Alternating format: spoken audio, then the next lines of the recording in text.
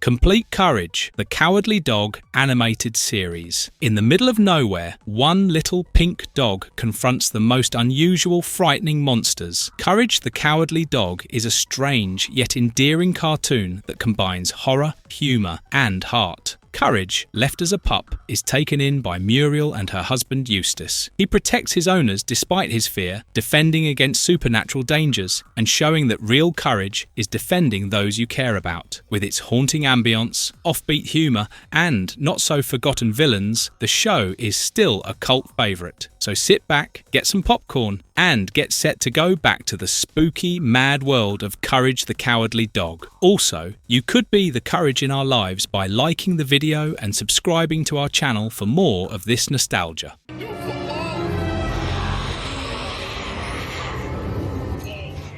Episode 0. The Fog of Courage. While digging outside, Courage finds a mysterious amulet. As he goes inside, a ghostly fog reaches out for him. He gives the amulet to Muriel, but Eustace snatches it. Courage goes on the computer to look for its worth as Eustace hovers over him. During his search, he learns that it belonged to two lovers, and if not returned, the guilty would be separated from their loved ones forever. This scares Courage, but Eustace does not care as he thinks he will be very rich after selling it. Just when Eustace is about to leave, the ghostly fog engulfs the farm. Suddenly, there is a knock on the door, and Muriel opens it, letting in the fog. He hears Muriel and looks for her in the house. She is on the roof, unable to see anything due to the fog. As she walks closer to the edge, Courage tricks Eustace and takes the amulet. He throws it into the mouth of the fog, which makes it disappear. Eustace falls off the edge while trying to retrieve it, and Courage then saves Muriel. Episode 1. A Night at the Cat's Motel. In this episode, Courage, Muriel and Eustace arrive at the Cat's Hotel for their vacation. At the counter, they meet Cats, who informs them that dogs are not allowed in the hotel. This episode marks the first appearance of Cats, one of Courage's recurring antagonists. Eustace ties Courage outside on the porch. Muriel gives him a blanket and wishes him good night. In the room, Eustace falls asleep and Muriel prepares for a bath. Outside, Cats lets out a big red spider to eat Courage. Somehow, Courage manages to free himself and run from the spider. Meanwhile, Muriel is also attacked by a big green spider. Hearing her scream, Courage rushes to her help. Panicking, he tries to wake Eustace up as Muriel fights the spider. Suddenly, Eustace disappears. Courage then leaves their room to look for help. On entering a door which says private, Courage notices that Eustace is trapped in a cobweb and is about to be eaten by a blue spider. Courage uses a log of wood to save Eustace. As he is about to escape, Cats walks into the room and shuts the door. Unable to figure anything else out, Courage throws a trapped and sleeping Eustace at Cats, immobilizing him, and escapes. In the hotel, he enters the basement to find it filled with rows and rows of spiders. As he runs out of the basement, Cats corners Courage and forces him to play a game of handball for his freedom, a classic Cats trait to always play dirty. Meanwhile, Muriel manages to escape the spider and flush it. Cats wins the game and pins Courage down. As he attempts to smother Courage with one of his spiders, Muriel appears and hits him with a badminton racket. Cats is knocked out, and the three of them leave the hotel.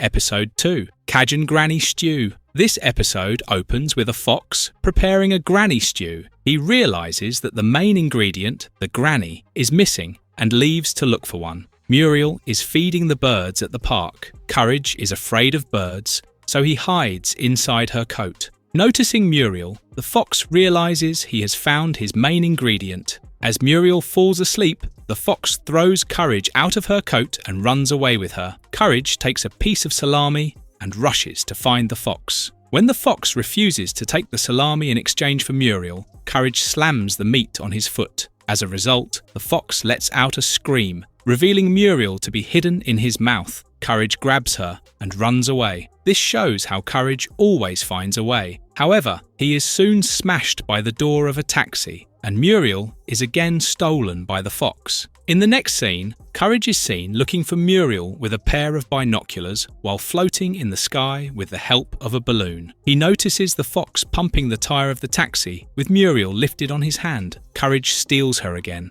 and places a bomb on his hand instead. Just as the fox notices the bomb, it bursts on his hand. When Courage lands with Muriel on the ground, he thinks that they are finally safe. Yet, the fox steals Muriel again with the help of his steamroller. Not noticing a cliff, the fox, propelling Muriel up, falls off and drowns in the river below. Muriel then falls on Courage and crushes him as the fox steals her away again. As he walks away, he meets Courage disguised as a casino vendor. He tricks the fox into winning a punch and runs away with Muriel. On reaching a phone booth, he calls the police for help. When the policeman arrives, Courage realizes that it is the fox in disguise. The fox then knocks him out and takes Muriel away to his plane. This episode is one of the few where Courage outsmarts the villain multiple times before the final confrontation. Courage manages to hold onto the wheel of the plane as it takes off. Despite attempts to throw him off, Courage manages to cling on.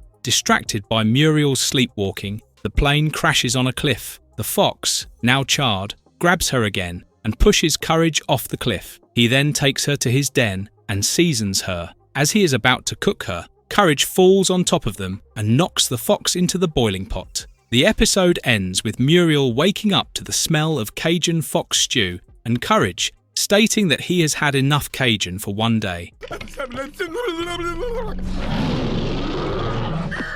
Episode 3. The Shadow of Courage. The episode opens with an old man watching the moon with his telescope. He comments that he wants to buy the moon. However, his butler reminds him that some things are just not for sale. For this comment, the old man fires him. Much to the butler's joy, just when the old man fires him, he dies. However, his shadow comes to life. This moment sets the stage for an eerie tale about greed and the unexpected consequences of desire. As the shadow scares a little girl, lightning strikes. This scares the shadow and it runs away. Coincidentally, the shadow arrives at Courage's home while Eustace and Muriel are sleeping. Mistaking the shadow for a burglar, Courage warns them and they prepare to protect themselves. Seeing no burglar, Eustace gets angry and sends Courage to sleep in the attic. Here, the shadow scares Courage again. Just like before, he warns Muriel and Eustace. Finding nothing, Muriel goes back to their bedroom while Eustace scolds Courage and tries to scare him. Through their bedroom door,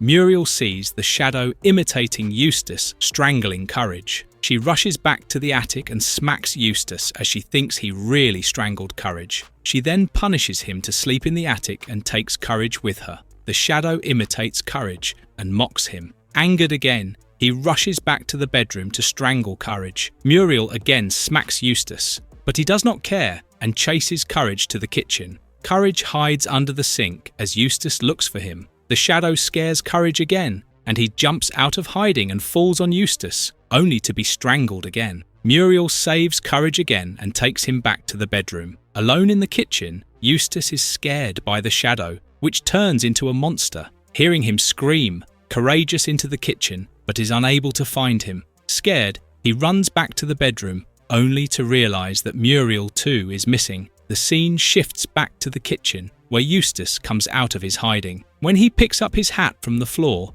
the shadow emerges and scares him again. Meanwhile, Courage goes to the computer to look for solutions. The computer suggests either having a pleasant conversation or leaving the house. This episode marks the debut of the computer. Since none of the suggestions are good enough, Courage takes a flashlight and goes to look for the shadow in the basement. Here, the shadow transforms into multiple versions of Muriel being tortured to scare Courage. However, after repeatedly being flashed by the light, the shadow breaks down. It tells Courage how it always wanted to be a star in showbiz, but was the shadow of a cruel, old, rich man. Courage takes the shadow out of the house and suggests that he become a real star instead. The shadow agrees. Before leaving, it reveals that Eustace is hiding in the truck. The shadow then turns into a real star. The episode ends with Courage and Eustace getting scared of Muriel's shadow when she puts on her curlers.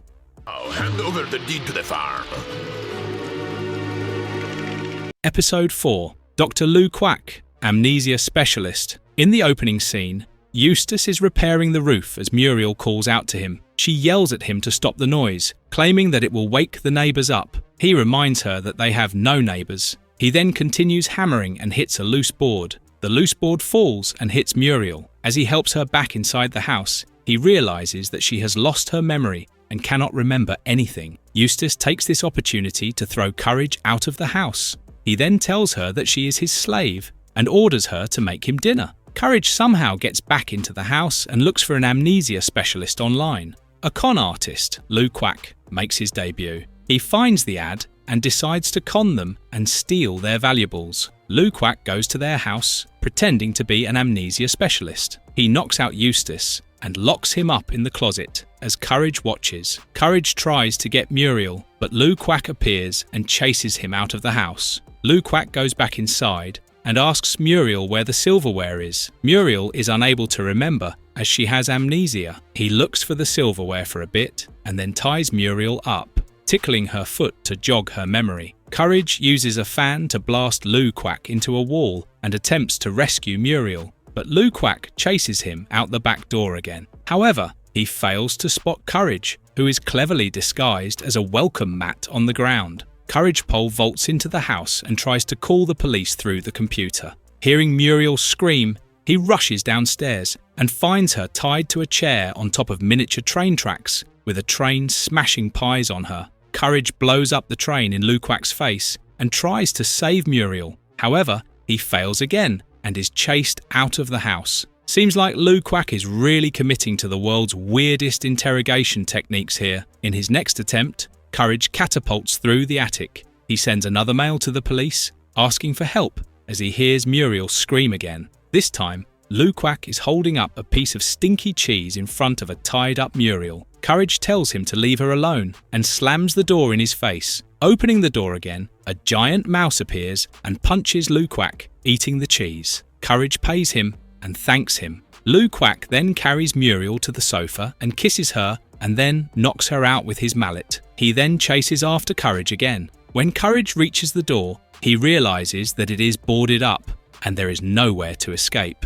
Lou Quack then switches on a vacuum, attempting to suck in Courage as he clings to the door. As a lot of things are sucked into the vacuum, it gets bigger and eventually bursts. Courage is released as the police burst in and arrest Lou Quack. When Courage goes to check on Muriel, he realises that she regained her memory due to the second knockout. However, opening the closet door, he discovers that Eustace now has amnesia instead. He decides to leave Eustace in the closet. The episode ends with a scene where we can see a crashed police car and Lou Quack in a police uniform. The scene ends with him laughing maniacally, hinting at his return.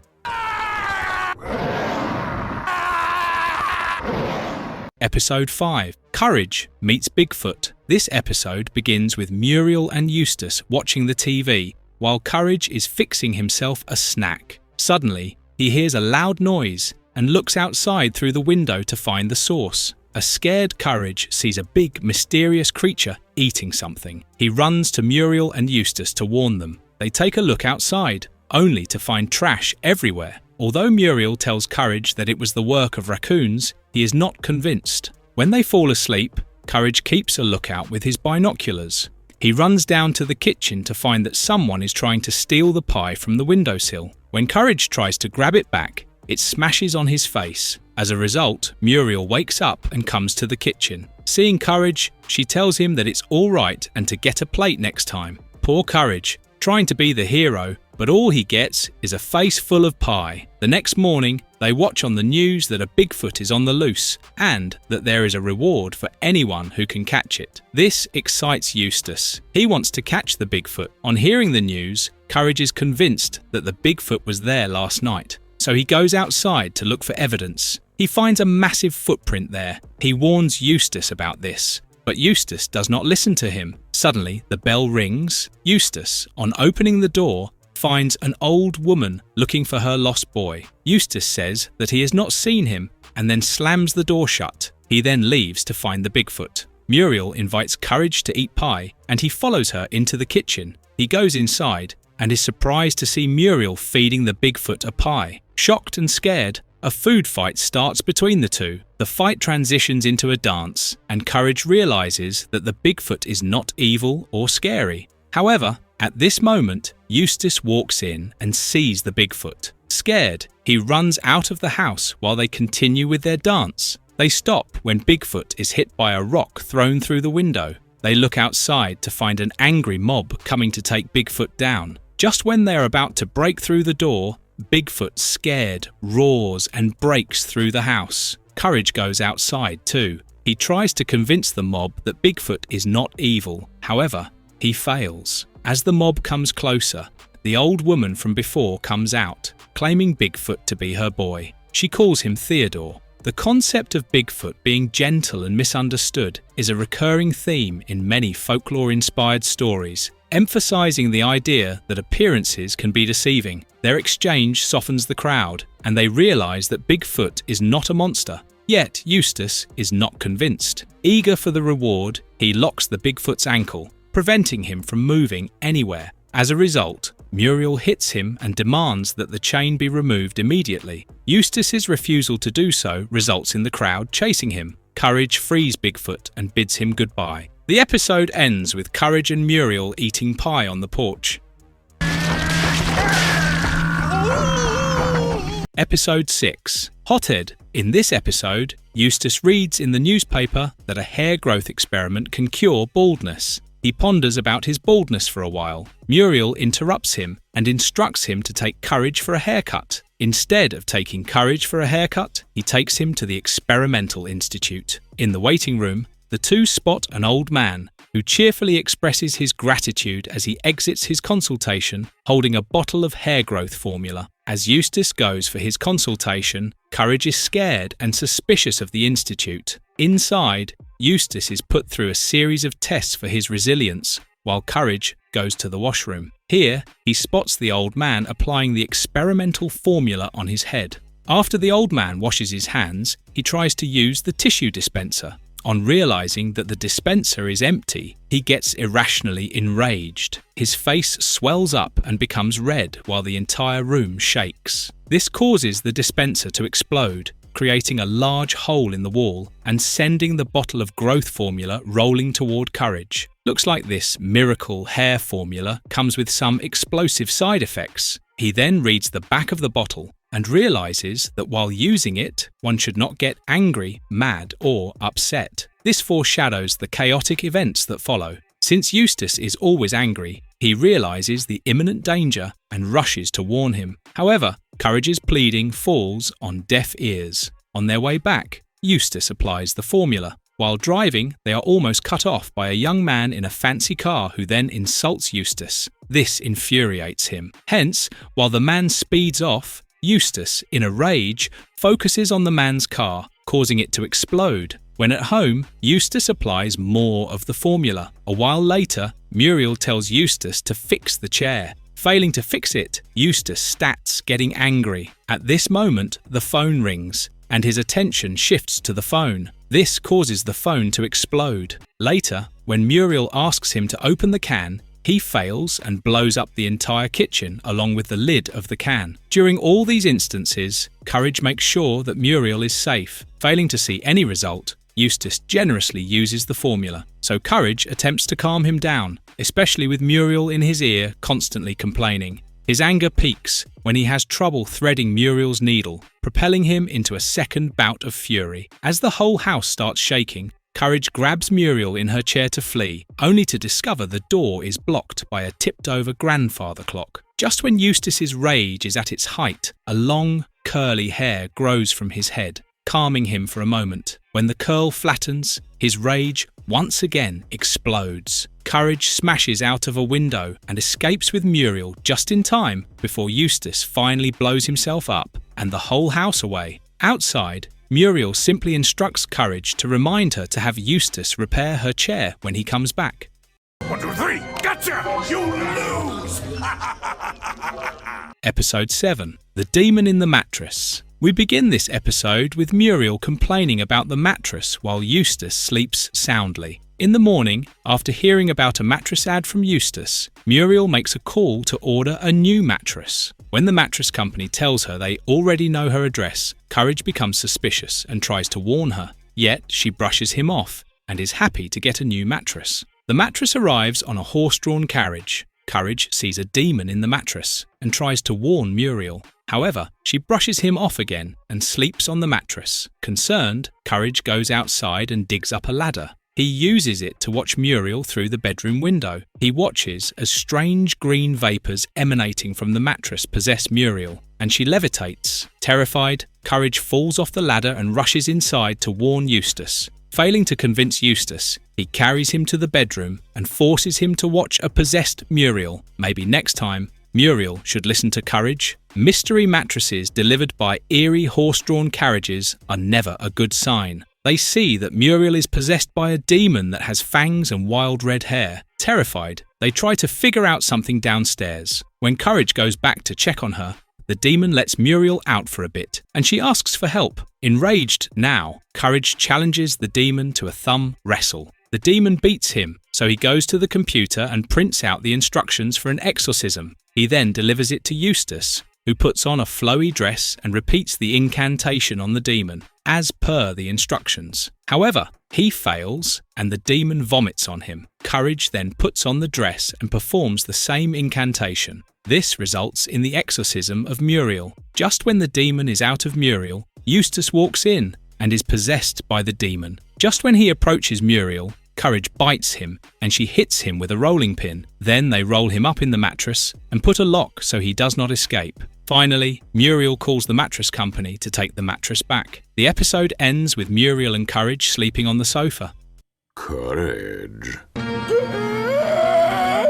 Episode 8. Freaky Fred. In this episode, Muriel's nephew, Fred, comes for a visit, much to Courage and Eustace's dismay. On the way to their house, Fred introduces himself to the viewers. He talks in rhymes and says that he has been very naughty. Courage fears the worst on Fred's arrival. Muriel introduces Courage to Fred. Courage is scared and wary of him as he stares creepily at Courage. Meanwhile, Eustace is about to leave, but Muriel tells him to greet their guest. Spotting Fred, Eustace decides to sit with him instead. A bit later, Courage notices a wristband for a home for freaky barbers with a phone number on Fred's hand. He immediately tries to bring it to Muriel's attention. However, she instructs Courage to show Fred the bathroom so he can freshen up. Just as they leave, Eustace tries to leave too, but Muriel tells him to give fresh towels to Fred. He, instead, gives it to Courage and locks him with Fred in the bathroom and leaves. At the same time, Fred, in his monologue, states that Courage's fur makes him feel naughty. He then recounts to Courage the memory of how he first discovered his obsession with cutting hair, with a story of his first pet, a hamster. Meanwhile, instead of going to the hardware store, Eustace is happily reading a newspaper in his car outside. Back in the house, Fred is preparing to shave Courage. Desperate, Courage seeks refuge in the toilet, but Fred quickly retrieves him and yanks him out. In his reverie, Fred mindlessly shaves Courage into a mohawk, which triggers yet another memory. This time, it is about his last girlfriend, Barbara. As he cuts more and more of Courage's fur, he explains that their affair ended when he shaved her head. His obsession seizes him as he continues to shave Courage manically. Fred describes how he attempted to fight his urges, but eventually gave in. Courage makes another attempt at escape by squirming down the sink drain, but he only makes it halfway through before Fred pulls him back out. Meanwhile, Muriel, oblivious to what is going on, assures them that Eustace will be returning at any moment and serves them pancakes cheerfully. However, Eustace is seen relaxing on the beach. This is one of the few episodes in which neither Eustace nor Muriel fall victim to the antagonist. Fred Force feeds Courage the pancakes and recounts another memory of a customer who just wanted a trim. Yet Fred could not help it and had shaved his hair off too. When Courage is almost completely shaved off, he calls the number on the wristband and whispers something. Just when Fred is thinking of shaving Courage's tail off, sirens are heard outside. Fred then looks through the window and realises that this is the end of their story, as he now has to go back to the home. Orderlies force their way into the house and pin Fred into a straitjacket before leading him out to a van with a padded interior. Smiling still, Fred looks back at the farm, saying goodbye to everyone in silence as the episode ends. Courage is left with a parting gift, "With love, Fred," shaved on his back. Episode 9, Night of the Weremole. In this episode, a rabbit approaches Muriel as she tends to the garden. As she is about to offer a carrot to the rabbit, a creature with sharp fangs bursts out from the ground and snatches the rabbit. When Muriel turns back, she sees that the rabbit is missing.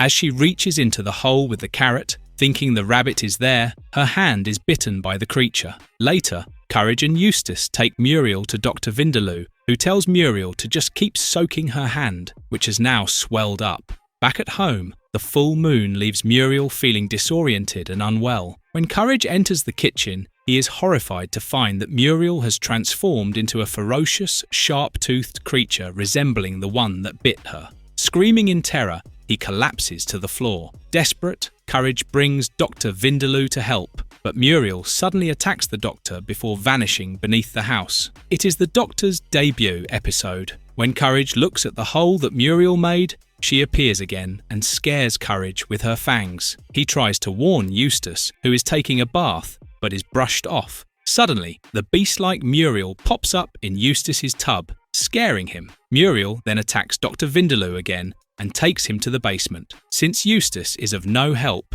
Courage goes on the computer to look for information. The computer tells Courage that Muriel's condition is the result of a weremole, monsters that come out under the full moon and eat rabbits and humans. If anyone is bitten by a weremole, they will change into the same thing. Courage requests a solution, and the computer initially offers the use of a giant mallet. However, Courage specifies that he needs a cure, not a method for killing the monster. The computer then describes that the sole remedy is to get a hair from the mole that bit Muriel and give it to her. Courage then wears a rabbit suit to lure the weremole, while Eustace tries to defend himself with a mallet from Muriel's attacks. After a long brawl with the weremole, Courage somehow manages to get its hair and runs off. Back in the house, Courage saves Eustace by dropping the hair into Muriel's mouth. She chokes and falls to the floor. The cure seems to have worked as they see Muriel back to normal, quietly sitting in her armchair. Just when they think that things are back to normal, Dr. Vindaloo, now a weremole,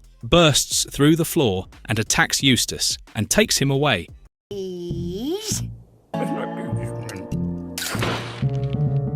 Episode 10, Mother's Day. Thus, episode begins with Muriel forcing Eustace to meet his mother on Mother's Day. She suggests he take Courage with him. However, he starts cribbing, and on hearing him, Courage too starts to celebrate as he does not want to go either. However, Eustace agrees and reluctantly takes Courage to visit his mother. On the way, they formulate a plan where Eustace instructs to act like a mad dog when he gives him the high sign. He tells Courage to growl at his mother. When they arrive at his mother's trailer, his mother greets Courage affectionately and ignores Eustace. As she insults Eustace, he gives Courage the high sign, but Courage does not act on it. He steps on Courage's foot, causing him to jump on his mother. Taking this opportunity, Eustace calls Courage a mad dog and starts strangling him. His mother slams Eustace and coddles Courage, taking him inside. Seems like Eustace got his rudeness from his mother. As they all sit together at the dining table, Courage reminds Eustace to take his hat off. However, his mother insults him again and tells him to put his hat on.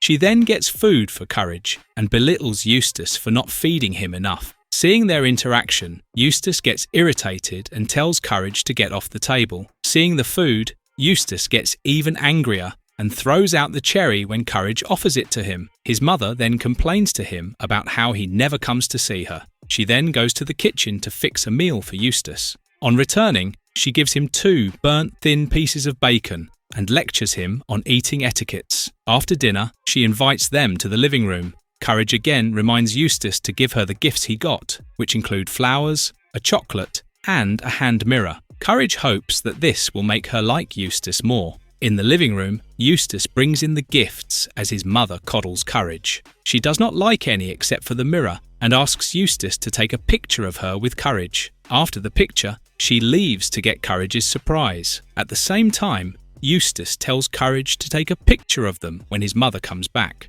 However, Courage accidentally starts clicking pictures of Eustace, with the flash blinding him. This results in Eustace strangling Courage again. When his mother comes back, she stops Eustace from strangling Courage and gives him the surprise. The surprise is Eustace's teddy bear. Seeing Courage receiving something that is his, he throws a tantrum, saying that she never gives him anything. For a second, it seems like his mother is about to give Eustace a gift too, but she takes out the infamous green mask, which he uses to scare Courage, and scares them both. She then insults Eustace, saying that he will never be able to fill his father's shoes. Angered, Eustace challenges his mother to a match of arm wrestling. During their match, Eustace orders Courage to help him win. Thinking quickly, Courage places the flowers under her nose, making her sneeze. The force of the sneeze sends her wig flying off, revealing her bald head. This proves that Eustace inherited baldness too from his mother. Horrified, his mother begins to scream and cry, lamenting how ugly she looks without hair. Eustace, however, reassures her, saying she still looks good to him. The moment lightens up, and they all share a laugh before finally heading home. When they go back home, Muriel asks Eustace about the visit, and Courage shows her a picture of Eustace, his mother, and Courage. Episode 11. The Duck Brothers. While Courage, Muriel, and Eustace are asleep, a bright green light shines outside. Courage wakes up and sees Muriel floating out of bed and rising into the sky. Panicked, he tries to wake Eustace and carries him outside to show him what's happening, but Eustace sees nothing. In the next, Muriel is seen to be unconscious with multiple weapons pointing at her. Two alien ducks secure a green helmet with an antenna onto Muriel's head, causing her to sit upright. They then send her back in bed. As Courage and Eustace return to the bedroom, Courage notices the helmet and tries to warn Eustace, but Eustace dismisses him with a kick and goes back to sleep. When Courage knocks on the helmet, its antenna begins to glow, causing Muriel to get out of bed, head outside, and climb into the truck. Courage follows her and quickly hops into the back of the truck. She drives to a military compound. The guard, seeing a sweet old lady, allows her through. She drives to the back and enters the building. Just when Courage is about to follow her, he notices a golden egg rolling out from under the truck. He spots the two alien ducks arguing and realizes that they are controlling Muriel. He tries to take the controller from them as Muriel walks deeper inside the building. She reaches the kitchen and sees the cook preparing to cook an alien duck that is tied up. Poor Muriel, she just wanted a good night's sleep, and now she's unknowingly part of an alien rescue mission. Just when she's about to free him, Courage gets a hold of the controller. As he tries to figure out the controller, she keeps walking into walls and even the ceiling while the tied-up duck watches. The other two alien ducks come back. This time, they are controlling Eustace. They challenge Courage, who brings out Muriel. The fight between a controlled Muriel and Eustace ends in a tie. Then the Duck brothers resort to an argument before breaking down in tears. When Courage asks them what happened, they tell him that their brother is stuck within the building and will be cooked unless they save him. They argue why they simply didn't ask for help in the first place. On hearing this, Courage plans a rescue for their brother. Donning the control helmet, he sneaks into the building, silencing the alarm bell en route. In the kitchen, he catches up with the chef, still planning to cook the kidnapped duck. Courage quickly seizes the duck and makes his way to the door, where he advises the chef to prepare strudel instead. The chef willingly agrees. The ducks are reunited. They thank Courage for his help before floating away to their spaceship, still arguing. Everything comes back to normal. The next morning, Eustace is seen still wearing the helmet as he serves breakfast in bed to Muriel and Courage. The episode concludes as Courage pulls the controller from underneath the comforter, indicating that he's the one controlling Eustace.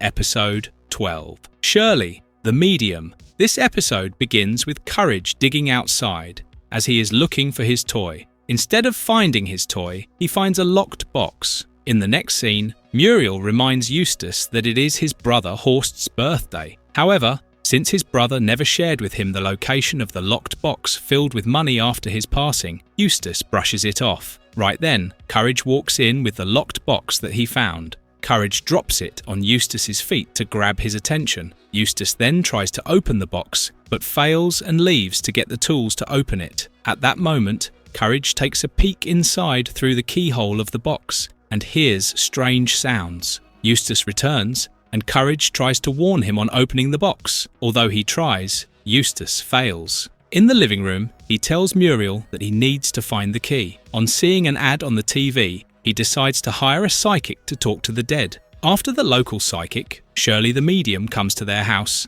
they all sit in a circle. This is her debut episode. She immediately finds Courage's toy, saying that it was under the sofa. Later, she contacts Horst, and Eustace at once insists on knowing where the key is. Horst cautions him regarding the box's risks, but a stubborn Eustace does not relent. Courage too tries to warn him, but he brushes him off. He forces Horst to reveal the location of the key, despite his warnings. Horst eventually tells him that the key is concealed in the inner lining of Eustace's hat. At last, he ignores Shirley's warnings too, and over Courage's increasing fear, Eustace seizes the key and opens the box. As he opens the box, two giant, monstrous hands suddenly emerge from within, clamping onto Eustace and Muriel, trying to pull them in. Acting quickly, Courage gets a rope and ties them together, tightening it firmly around the house. Courage then rushes outside to find Shirley and brings her back. Upon arriving, she reprimands Eustace for opening the box. Without hesitation, she forcefully slams the lid shut with her foot, crushing the monstrous hands and forcing them to go back inside, freeing Eustace and Muriel. As the hands are shut inside, a $100 bill floats out, which Shirley casually takes as her payment before leaving. Thinking there was more money inside, he opens it again and gets sucked inside. He lands in an endless pile of cash and, at first, is overjoyed. However, his excitement fades as he realizes he has no way to spend it. Growing hungry and desperate, he asks Muriel if he can buy some of her food. Muriel replies that he can leave once they find the key. The episode ends with Courage holding the key, making it clear that Eustace's fate is entirely in his hands. What curse? Episode 13. King Ramsay's Curse. The episode opens with two cat burglars, having stolen an ancient Egyptian stone tablet from King Ramses' tomb, speeding away in their car in the middle of the night. With the police hot on their trail, the thieves decide to hide the slab and come back for it later, once the heat dies down. Spotting the Baggies water pump as the nearest landmark, they stop to bury their loot. As they get back inside their car, the ghost of King Ramses appears, demanding the return of his slab or to face his curse. Before they can respond, a horde of locusts surrounds them and consumes them and their car in moments. As the event unfolds, Courage watches through the window from the house. The next day, Courage, and he digs up the slab and sees the carvings of Ramses, water, a record player, and locusts. He brings it inside the house and shows it to Muriel and Eustace. Scoffing, Eustace calls it junk and tosses it out the window. After watching the news of the stolen relic's $1 million value, Eustace gets the slab back inside, thinking he will be rich. At that moment, Courage notices the Ramses symbol vanish from the slab and warns them. Ignoring Muriel's disapproval, Eustace then places an ad in the newspaper to sell it. Just then, Professor Frith arrives to recover the slab, but Eustace demands payment, brushing off Courage's requests. Disliking Professor Frith's offer, he refuses to return the slab. That night, Ramses' ghost reappears, warning Eustace to return the slab or endure 3 plagues. Eustace, mistaking the ghost for the professor in a ruse, asks for an offer and slams the door. King Ramses' line, "This night you'll be visited by 3 plagues, each worse than the last." Zrania is a reference to a Christmas carol. Inside, Courage notices the symbol of water disappear. Just then, water starts coming from everywhere, and the house floods. While Muriel struggles, Eustace dons a snorkeling gear. Courage swims to the basement, pulls a drain plug, and empties the water. Eustace, undeterred, again demands an offer from King Ramses, triggering the second plague. The record player symbol vanishes, and a looping record blasts King Ramses, the man in gauze, tormenting them all. Eustace stuffs cotton in his ears, leaving Muriel to suffer, until Courage smashes the record player hidden behind a rock with a bat, silencing it. Ramses issues his ultimatum once more. Muriel pleads with Eustace to return the slab, but he refuses without a payout. Then third plague begins, as the locust symbol disappears, and a horde of locusts start eating the house from the top down. Muriel cooks to cope, while Courage and Eustace tussle over the slab. As the locusts close in, Eustace gives in and Courage throw the slab away to Ramsays, stopping the curse. But Eustace, thinking Ramsays is out of tricks after 3 plagues, snatches it back and mocks him. Irritated, Ramsays simply recalls the locusts and they devour Eustace. Amid the wreckage, Muriel cradles Courage as they watch TV. Professor Frith announces the slab's return to Ramsays' tomb in Egypt, secured forever. The episode closes on Ramsays' tomb, where Eustace's image now adorns the slab. It's silly. Nasty. There's only one cure for that. Episode 14. The Clutching Foot. In this episode, the name is a reference to the 1934 novel The Clutching Hand by Arthur B. Reeve. Eustace wakes up by an itchy foot fungus that has spread over his entire foot. Seeing his foot swollen and purple, Muriel attempts various home remedies like applying a cactus, lobsters, and even acid. However, none of them give him any relief. Despite his discomfort, Eustace then decides to take a nap thinking it will fix it. After waking up, he realizes that the fungus has spread, overtaking most of his body. Soon, it swallows him entirely, leaving behind a massive, chattering purple foot. Each toe then transforms into a gangster with a distinct accent, led by the commanding Big Toe. The toes are based on gangsters in 30s movies. On seeing the big foot, Muriel screams in shock. The Big Toe tells her that they are planning a heist, but Muriel reminds them about the law. The foot then seizes Muriel as a hostage,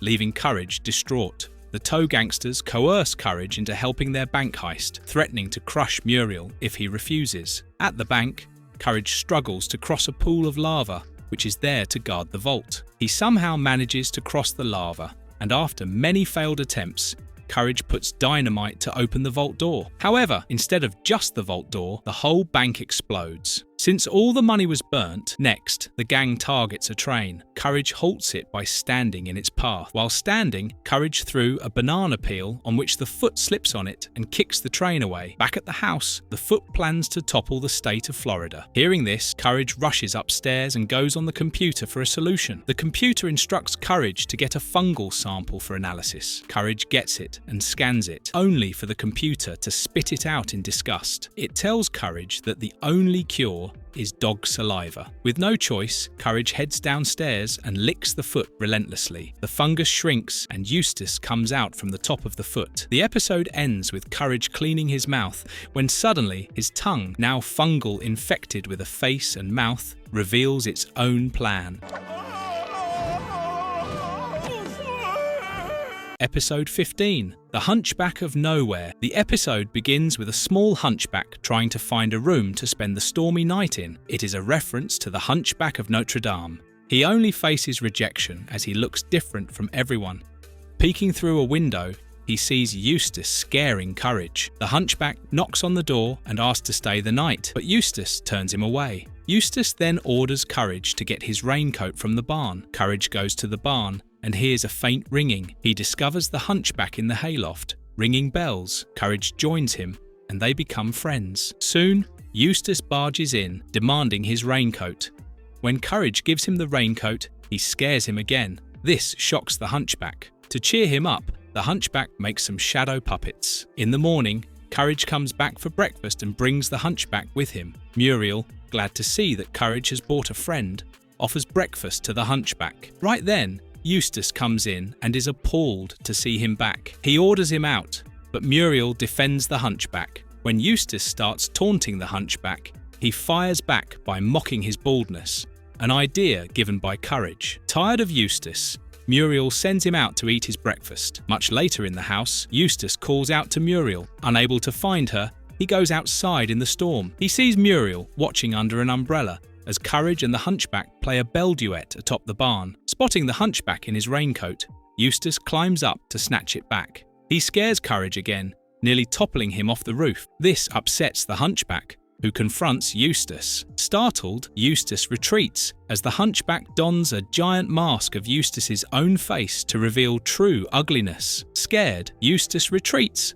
and falls off the roof. When the rain clears, the hunchback prepares to move on, bidding farewell to Courage and Muriel.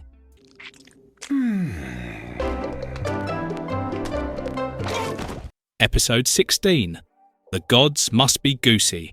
In the opening scene, a large clown takes over the sky about the Baggy house. A godly goose laments about house his heart is empty from within the cloud. He throws a thunderbolt at Eustace's truck, which damages it. As Muriel and Courage take out the potted plants thinking it will rain, Eustace tinkers with his truck outdoors. Spotting Muriel, he's instantly captivated by her charm and plumpness. He shines a light on one of the plants, which fills up with flowers. Determined to win her over, he descends from the sky, alarming Courage. He brings with him a bouquet of flowers and chocolates with him. However, when he gets to the door, he thinks it's not enough and throws it at Courage while hiding. Courage looks for Muriel, but Eustace spots him and takes the gifts from her hands. Muriel enters the room and, seeing Eustace with the gifts, is overjoyed. At the same time, the Goose God comes to the door. The Goose God's theme music is Mozart's Symphony No. 40. On spotting him, Courage calls Muriel. On seeing her, the Goose God conjures a vast field of flowers blanketing Nowhere as a gift. But Muriel, loyal to Eustace,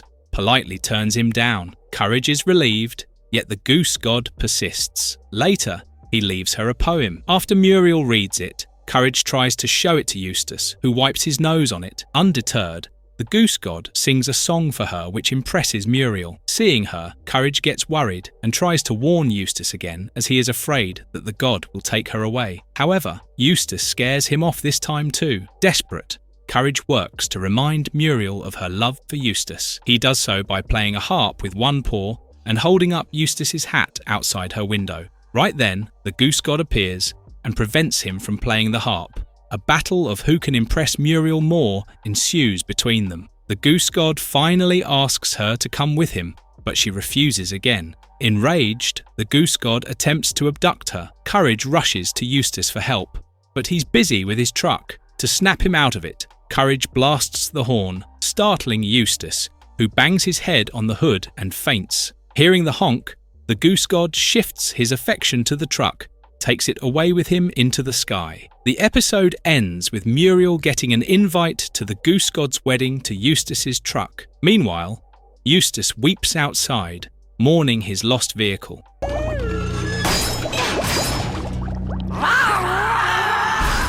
Episode 17. Queen of the Black Puddle. During a stormy day, Eustace, Muriel, and Courage are gathered in the living room.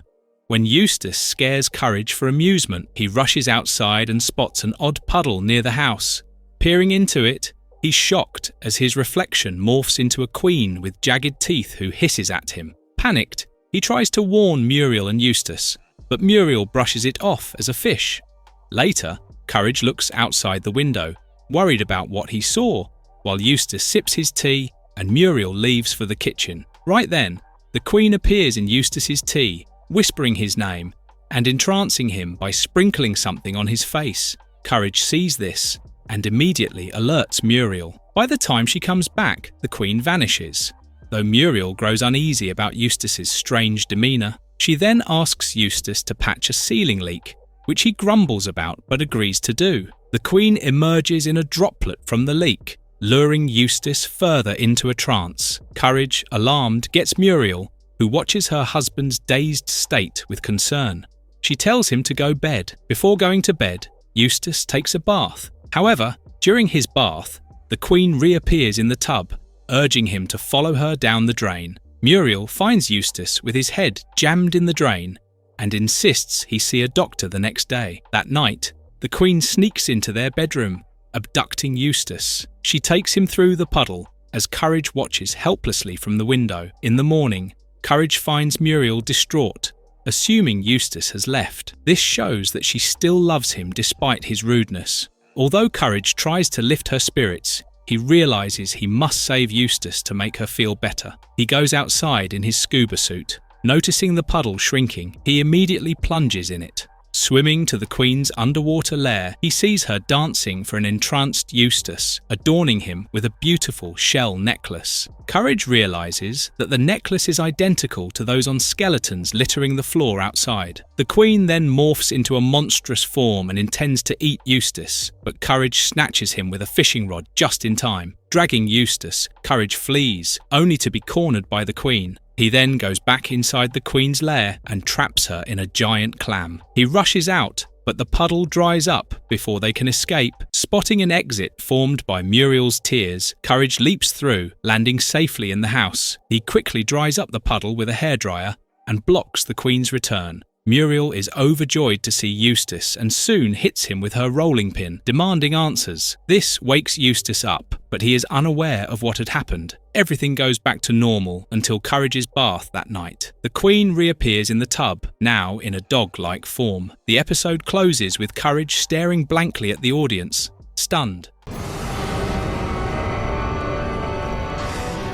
Episode 18. Everyone wants to direct. This episode begins with Eustace, Muriel, and Courage relaxing in their living room as a knock interrupts their quiet night. Outside the door is a man who introduces himself as Benton Tarantella, a renowned film director. His name is an allusion to movie director Quentin Tarantino. On hearing this, Muriel invites him inside. He claims that he is looking for places to shoot for his next film, The Return of the Zombies from Beneath the Farm. He declares their farm and house are ideal for filming. Muriel is thrilled, but Eustace couldn't care less until Tarantella dangles a hefty paycheck, changing Eustace's attitude instantly. He presents them with a contract, which Eustace signs. Courage, however, notices that Tarantella is a zombie after seeing his fake glasses, which had a nose attached, fall from his face. He tries warning Muriel and Eustace, but Tarantella cleverly blocks him. Tarantella wins them over and informs them that the shooting will start on that night. He then asks to see the basement. In the basement, he tells them that they will shoot the resurrection scene, so Muriel and Eustace start cleaning up. Just then, Courage notices his hand falling off and tries to warn Muriel. Tarantella blocks him and casts Muriel as the zombie sacrifice victim. He also tasks Eustace with digging a pit for the undead to emerge. When Courage attempts to stop Tarantella, Eustace locks him out. Courage then goes on the computer and searches for Benton Tarantella, director, but finds no results. A second search uncovers a chilling truth. Tarantella and his partner, Errol von Volkheim, were serial killers posing as filmmakers to entrap their victims. After killing 12 people, they were imprisoned. Volkheim was released for good behaviour, but Tarantella died behind bars. Digging deeper,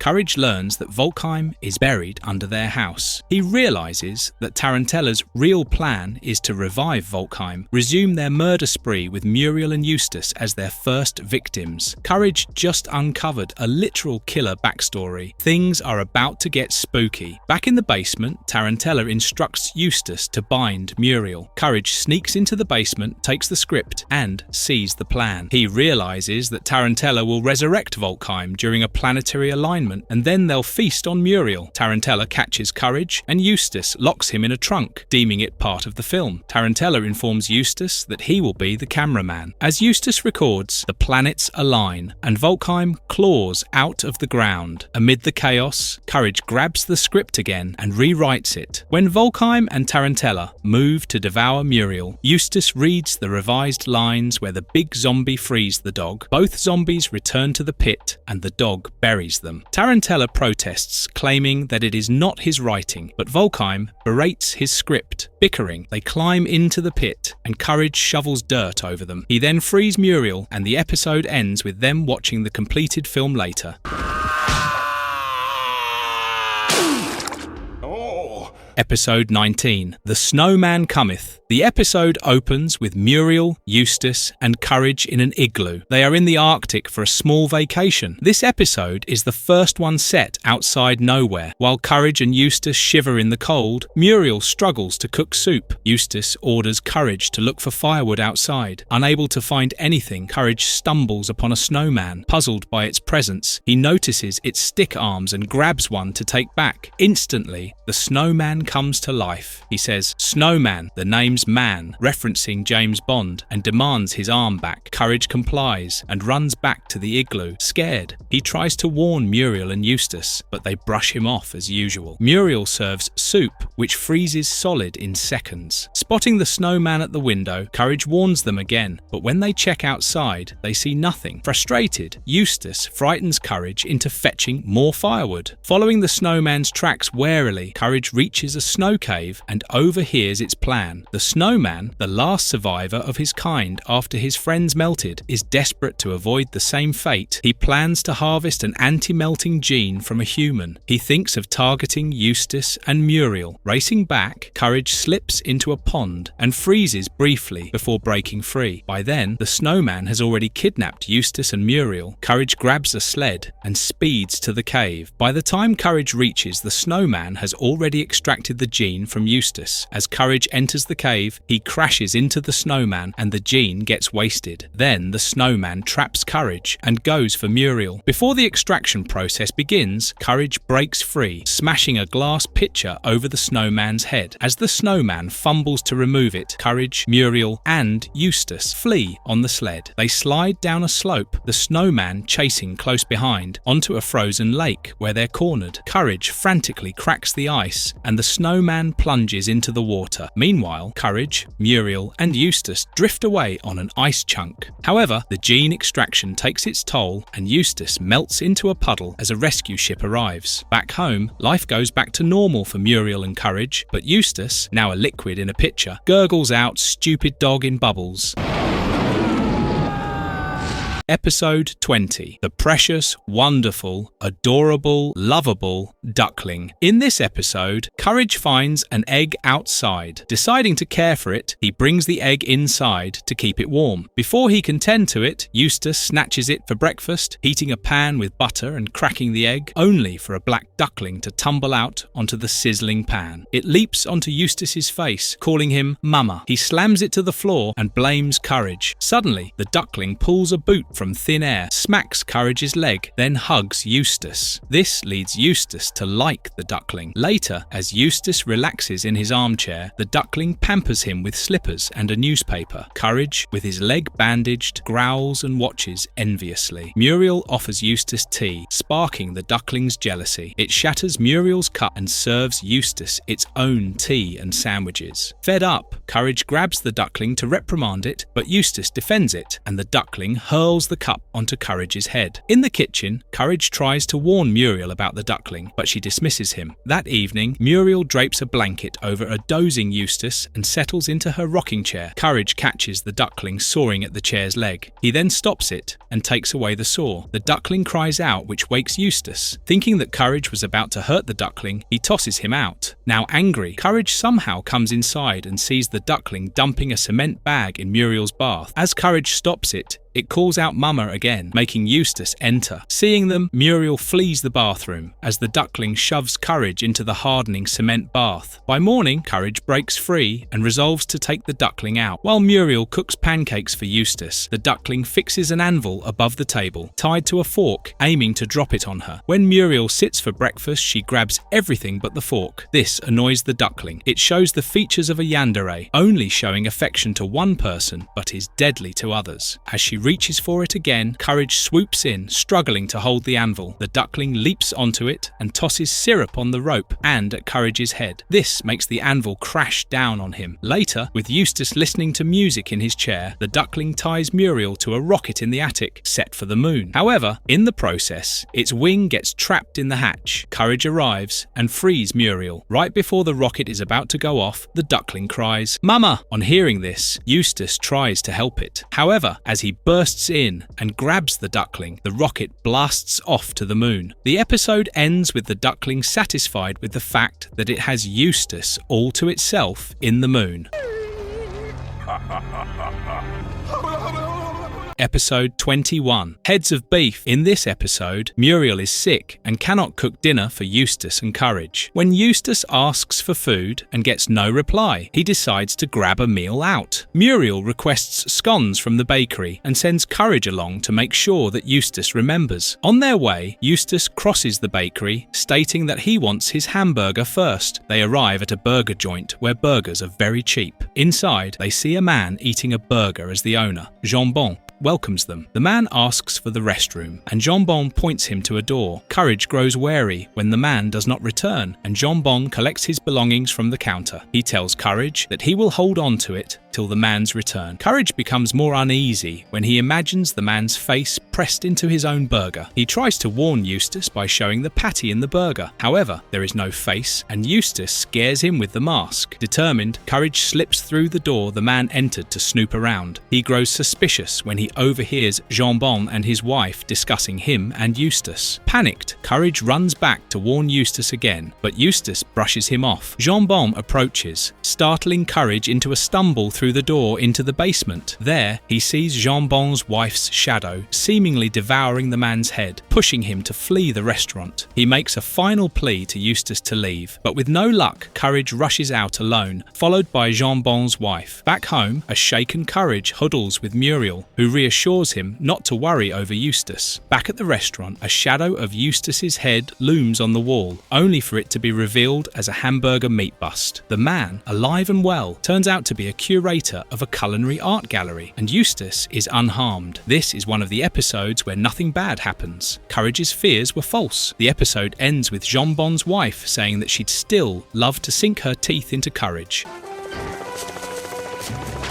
Episode 22, Club Cats. After seeing a cruise ad, Muriel, Eustace and Courage go for a vacation. Although Courage is excited, Eustace is unwilling to part with his armchair and brings it along. On the cruise, Courage is seasick and throws up into a pipe-connected TP the engines. This jams the engine and the ship collides with an iceberg. Although at first the captain informs the passengers that there has been no damage, a huge wave comes and drowns the ship. As a result, Eustace, Muriel and Courage wash up on a tropical island. There, Eustace is angry over his lost chair, while Muriel sips tea on the beach. Unseen, a shadowy figure lurks in the bushes. At night, Muriel and Eustace sleep, but Courage stays up, carving coconuts as he is scared. In the morning, Cats welcomes them and introduces himself as owner of Club Cats, a lavish resort. He helps them relax in a hut and invites them to his spa. When Courage goes outside, he stops at a soda machine that's actually the ship's captain in disguise, who urges him to flee the island. Courage tries warning Muriel as they near the spa, but she brushes him off. Since the spa has a no-dogs rule, Eustace leashes Courage to a tree outside as the couple heads in. Just as they enter, Courage hears Muriel scream. He breaks free, only to see Eustace, now a wrecking ball, and Muriel, a washing machine, carted off by Cats to a coliseum. Following them, he watches Eustace and Muriel forced into a fight for Cats' entertainment. He rushes back into the spa and transforms into a helicopter. Then, he flies back to the Colosseum and takes Muriel to safety. Meanwhile, Eustace sees Cats sitting on his chair. This angers him, and he smashes the seat while targeting Cats. While Courage and Muriel escape, Eustace chases Cats in a fury, destroying Club Cats and the island itself. Stupid dog. Episode 23. Revenge of the Chicken from Outer Space. The episode opens with a plunger-like device from the sky, snatching the heads of a girl's doll, a mannequin, and even the Statue of Liberty. That night, Courage dreams of a plush version of himself losing its head in an alien ship. He wakes up, screaming, only for Eustace to throw him out of the bedroom for disturbing him and Muriel. Drinking water in the kitchen, Courage hears an odd sound outside. He looks out and sees a UFO in the sky, lowering a fried chicken on a platter. Once down, the chicken comes to life. Space Chicken is back for vengeance from their last encounter. Wielding a plunger, it taunts Courage with a gesture of decapitation. Courage, scared, locks the door tight and tries explaining to a concerned Muriel, who steps outside to check, only to be snatched by the chicken. Grabbing Muriel's slipper, Courage goes to the barn. Inside, he finds Space Chicken's UFO and confronts it. Looks like Space Chicken isn't clucking around this time. Courage better wing it fast. The chicken reveals his plan to pluck Courage's head for itself. Then it reveals its past, where it came to life during Courage's encounter with the Duck brothers. The chicken motions to the stool, but Courage defiantly snaps. Furious, Space Chicken unveils Muriel, bound to a stool with a plunger on her head, and flips a lever to yank her head off. Courage rushes outside for help, tripping over the UFO's power cord. He unplugs it and prevents Muriel from getting hurt momentarily. Back home, Courage tries to wake Eustace up. However, Eustace just shoos him away. Desperate, Courage hits him with the slipper, waking him up. He leads Eustace to the UFO and sees the plunger yanking Muriel's head, so he goes outside and nips the cord. As he does this, the UFO's door slams slams shut. Eustace's scream is heard from inside. Courage breaches the door using a wielding torch. He sees Eustace but realizes that his head belongs to the chicken now. Eustace finally gets a new head. Too bad it's not the one he wanted. So Courage torches the chicken into a water barrel and finds Muriel asleep. Unable to wake her, he slips her shoe back on and takes her toward an exit, only for the Eustace-headed chicken to block them. Courage then escapes with Muriel through the roof hatch. Spotting a clothesline linking the barn to the house, Courage tightropes across with Muriel overhead. The chicken chases them and Muriel's slipper drops, tripping Courage and sending her sliding. He catches her nightgown just before she falls, but the chicken stomps his paw, lowering the line to the ground. Stepping off with Muriel, Courage releases the line, catapulting the chicken back to the barn. As Courage cheers, the UFO goes up to the sky, destroying the barn, and brings out a giant plunger to decapitate them both. Courage escapes with Muriel. However, when Muriel's slipper jams the bike, they fall. Courage lands on a target marked "Warning, Rocket Base. Keep off," with the UFO overhead. The chicken lowers the plunger, but Courage dodges as it hits, triggering an underground rocket that slams into the ship. The chicken parachutes too late, crashing with the craft. From a distance, Courage and Muriel witness its end. Back home, they rest on the steps. Muriel spots Eustace's headless body approaching with her slipper, prompting Courage's scream.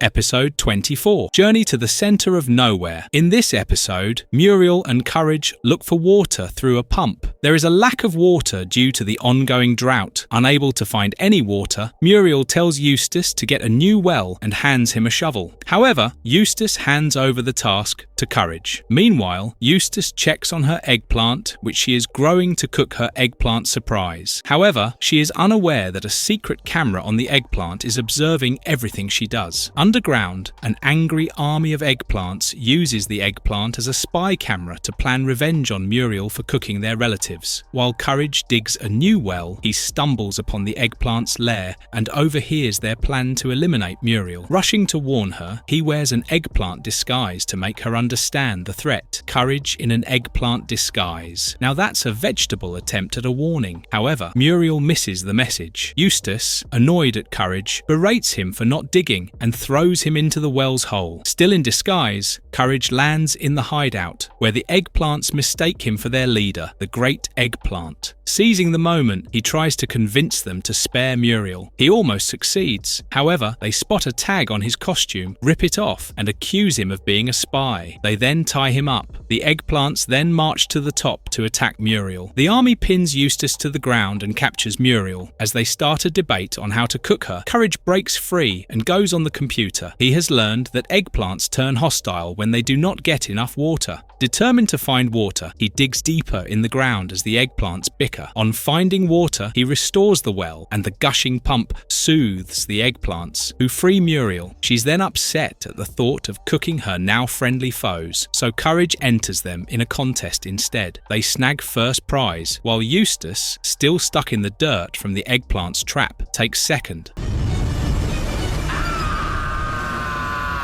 Episode 25, Little Muriel. In this episode, Courage and Muriel watch the news, which warns them of an incoming tornado. Muriel realizes that they must go to the cellar to protect themselves. However, she is stuck to her chair as Courage applied glue on the seat instead of dry paint. Courage tries to help her and leaves to find Eustace. However, Eustace has fainted in the cellar. Unable to do anything, Courage somehow closes the front door while watching the tornado approach. Yet, the tornado tears through nowhere, swallowing Muriel and destroying their house. Courage chases the tornado and somehow stops it. He finds Muriel's clothes, through which a toddler, Muriel, comes out. He carries her back to the house on the chair. At the house, she cries out that she is thirsty, sending Courage to get water. When he comes back, he sees that she is missing. Muriel is found in the cellar on top of Eustace. She jumps on him, saying that she is hungry. Courage cooks her macaroni and cheese, but she does not eat it as it is not to her liking. He cooks her multiple versions of macaroni and cheese, but she refuses to eat any and finally throws it on Courage. Looks like dealing with a toddler Muriel is more chaotic than facing the tornado itself. She goes around the house, playing. Courage fails to control her. Fed up, he grounds her to her room. This makes her pay. And right when Courage apologizes, she scares him with the mask. At night, Courage goes on the computer to find a way to turn Muriel back to her normal self. He learns that he must toss her into a reverse spinning tornado found only in the southern hemisphere. He takes the toddler off on a flight to Sri Lanka, where tornadoes spin in reverse. There, he locates such a tornado and throws Muriel in, turning her back to her elderly self. Eustace, coming to, grumbles for dinner, but gets clonked unconscious again. Back in the house, Eustace comes out looking for Muriel, but gets knocked out by the plane. When things start going back to normal, the news announces the tornado crisis is over, only to warn of a massive tidal wave surging across the plains. Swept up himself, the wave looms on the horizon, coming towards the house. Courage rides it out, surfing on Eustace like a board while holding Muriel up in her chair.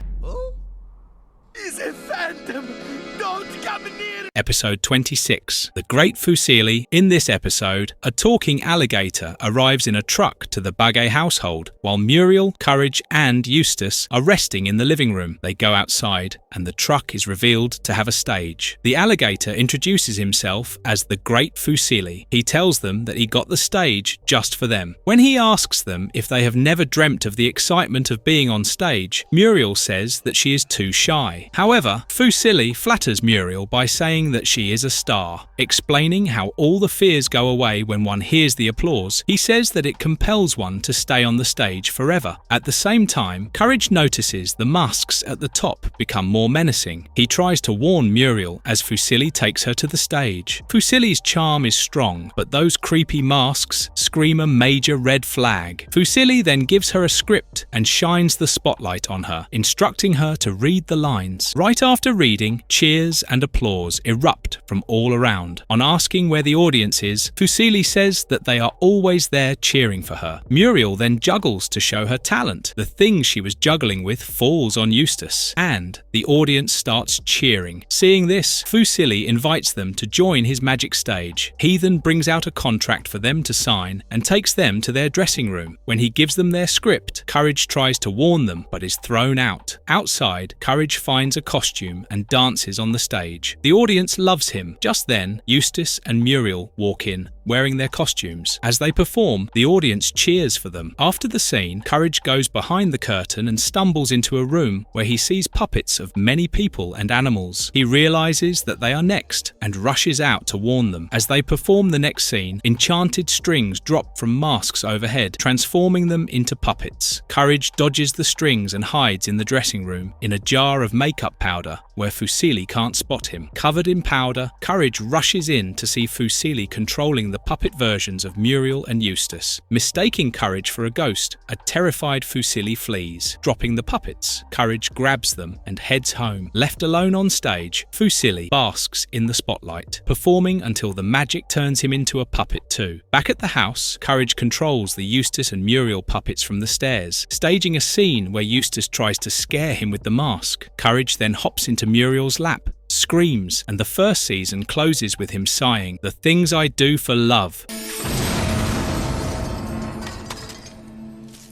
Season 2, Episode 1, The Magic Tree of Nowhere, Part 1. In this episode, a delivery from farm and house brings Muriel's new kitchen curtains and a bonus packet of seeds. Eustace believes that the seeds are useless as nothing has grown on the farm in half a century and tosses them out the window. However, Courage plants the seeds anyway, and a sudden rain cloud drenches him and the soil, sprouting a flower that swiftly grows into a towering tree. Seeing this, Eustace gets angry as he could never grow anything on the farm. Back in the kitchen, Muriel wishes for a new oven as the old one burns her pie. Just then, Courage spots a shiny new oven beside the tree and shows Muriel and Eustace. Eustace groans as he hauls it inside, cracking his back, while Muriel thanks Courage, fueling Eustace's jealousy. Playing with a toy bulldozer that breaks, Courage wishes for a real one, and it materializes by the tree. He and Muriel dig and dump dirt around the farm, waking Eustace from his nap. He yells out the window, only to get buried in dirt. Looks like Courage has a real-life wishing tree. Too bad Eustace only wishes for trouble. Later, sitting by the tree, Muriel and Courage watch Eustace storm off to the movies. Muriel wishes they could watch one too, and a projector sprouts from the branches, screening a movie. Eustace, spotting it from his truck, tries ramming the tree, but Muriel stops him, explaining how it is providing for them, a role Eustace insists is his. That night, after Muriel and Courage sleep, Eustace snatches the rocking chair inside, wishing that Muriel's head were bigger so she would be wise. In the morning, Muriel's head is swollen. Eustace calls Dr. Vindaloo, who diagnoses Bolly and tries different treatments. However, none work, and Dr. Vindaloo leaves, saying that it's hopeless. Eustace blames the tree before kicking Courage out beside it. Courage pleads to the tree for help. He gets scared when suddenly the tree starts talking. It reassures him, revealing a cure for Muriel from its flowers and hornet honey, but warns it'll take 3 days. However, by then, it predicts Eustace will chop it down. Later, when Courage overhears Eustace plotting with an axe in the barn, Courage builds a moat and a giant sand castle around the tree and summons a singing eel. When Eustace attacks the tree, Courage throws marbles, sending him slipping into the moat, where the eel scares him out. They go on back and forth until an exhausted Courage gets a call from Dr. Vindaloo claiming a cure. He rushes to his office and receives a broken leg remedy instead. Meanwhile, back at the farm, Eustace faces the tree, which asks if cutting it will make him feel good. Eustace says yes and chops it down. Seeing the tree gone, Courage screams and weeps by the stump. Just then, the tree comes to life briefly, whispering the cure, its flowers and hornet honey, before dying. Courage then gets the cure, and Muriel's head shrinks back. Later, a sprout rises from the stump, hinting at regrowth as Muriel pats Courage, while Eustace, now with a swollen head, waits for the tree to grow back.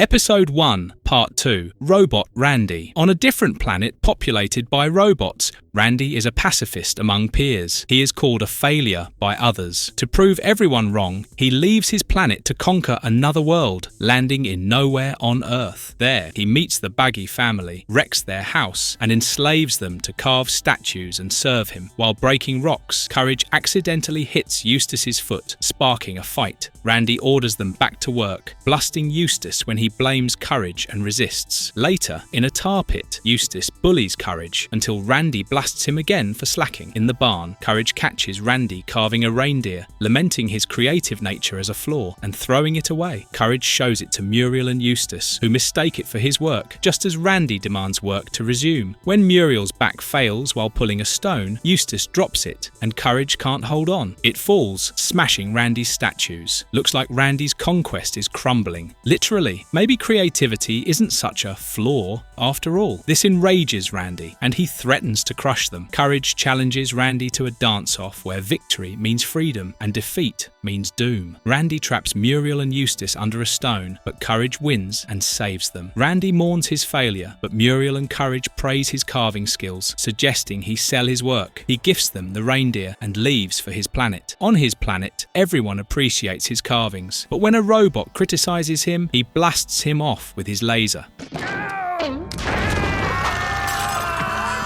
Episode 2, The Curse of Shirley, Part 1. In this episode, as Muriel and Courage prepare for Eustace's birthday party, Shirley, the medium, visits their house looking for things they can give away. Muriel offers silver coins, a pie and tea, while Courage gives his golden tooth. However, when Shirley asks Eustace, he slams the door, destroying her gifts, leaving her angry as Eustace laughs. With her saxophone, Shirley curses him, conjuring a rain cloud that drenches him constantly, though Eustace does not believe in curses. His rudeness escalates with him refusing to help with the party, ignoring an old lady needing to cross the street, refusing to deliver a letter for Floyd's fiancée after a monster attack, and blocking a theatre screen with his cloud. which gets him thrown out of the theatre, making the cloud grow darker. At night, the soaking bed forces Muriel to kick Eustace out to the roof, where he denies curses, cleans his glasses, and drops them when lightning strikes. Blind, he attacks objects, mistaking them for foes. Looks like karma's got Eustace on speed dial. Maybe next time he'll think twice before being so stingy. The next day, Eustace's birthday arrives with Dr. Vindaloo and his mother as guests, but he's still on the roof, hallucinating the chimney as a snake and tumbling down the stove. He comes out covered in ash and scares everyone off. Muriel is furious. Courage hides and guests leave. Seeing Muriel as a monster, Eustace pins her down, stuffing mushrooms in her mouth as Courage cries out in panic. Courage then seeks Shirley, who says that Eustace must find generosity by seeing his true self, selling him a mirror. On the roof, Courage trips, smashing the mirror on Eustace, who sees his younger self on Courage, scorched by the sun due to his baldness. Softening, he gives Courage his hat, lifting the curse. Courage retrieves Eustace's glasses, but when he gets his eyesight back, Eustace snatches his hat back, reviving the cloud and a lightning zap as he denies curses again.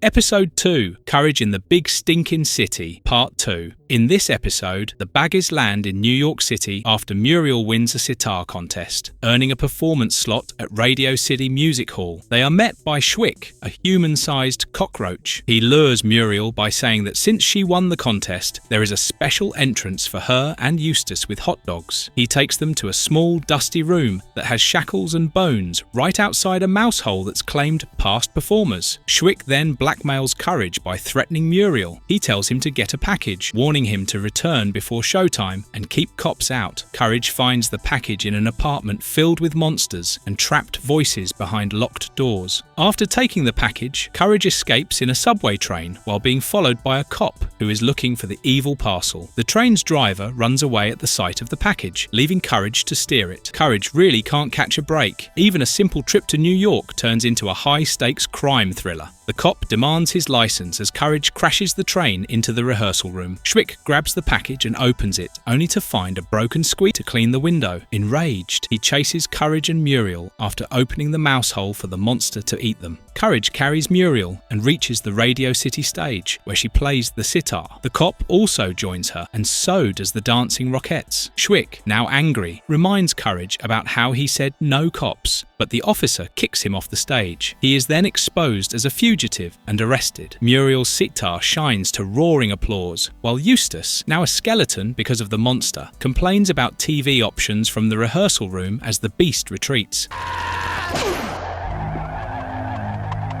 Episode 3, Family Business. In this episode, Courage hears some strange noise late at night, warns Muriel and Eustace, only for Eustace to kick him out of the room for waking them up. He then goes to the kitchen with a flashlight and sees a burglar wielding a dead fish. The burglar hits Courage to silence him as Muriel and Eustace enter. He hits them too and orders Courage to tie them up. The burglar's use of a dead fish as a weapon is a classic example of absurd humour in the series. As Courage ties them up, the burglar returns, asking why Nigel tied up Mama Mashed Potatoes and Uncle Twinkle Toes. He reveals himself as their cousin Basil. Confused Courage frees them, and Muriel cooks dinner, discovering a cut phone line when she goes to call the police. Dancing in the dining room, they're interrupted by sirens. Basil reverts to being a burglar, tying up Muriel and Eustace, sending Courage to ditch park rangers, who flash Basil's wanted poster, labelling him erratic and deadly. However, unable to understand Courage, they leave. Back inside, the burglar goes back to being Basil and takes them to Mount Rushmore. He tells them to help him steal Lincoln's head. As they chip away, the Rangers appear, chasing Basil into Lincoln's nose, where they prod with a rubber finger. Muriel pities Basil and tells Courage to help.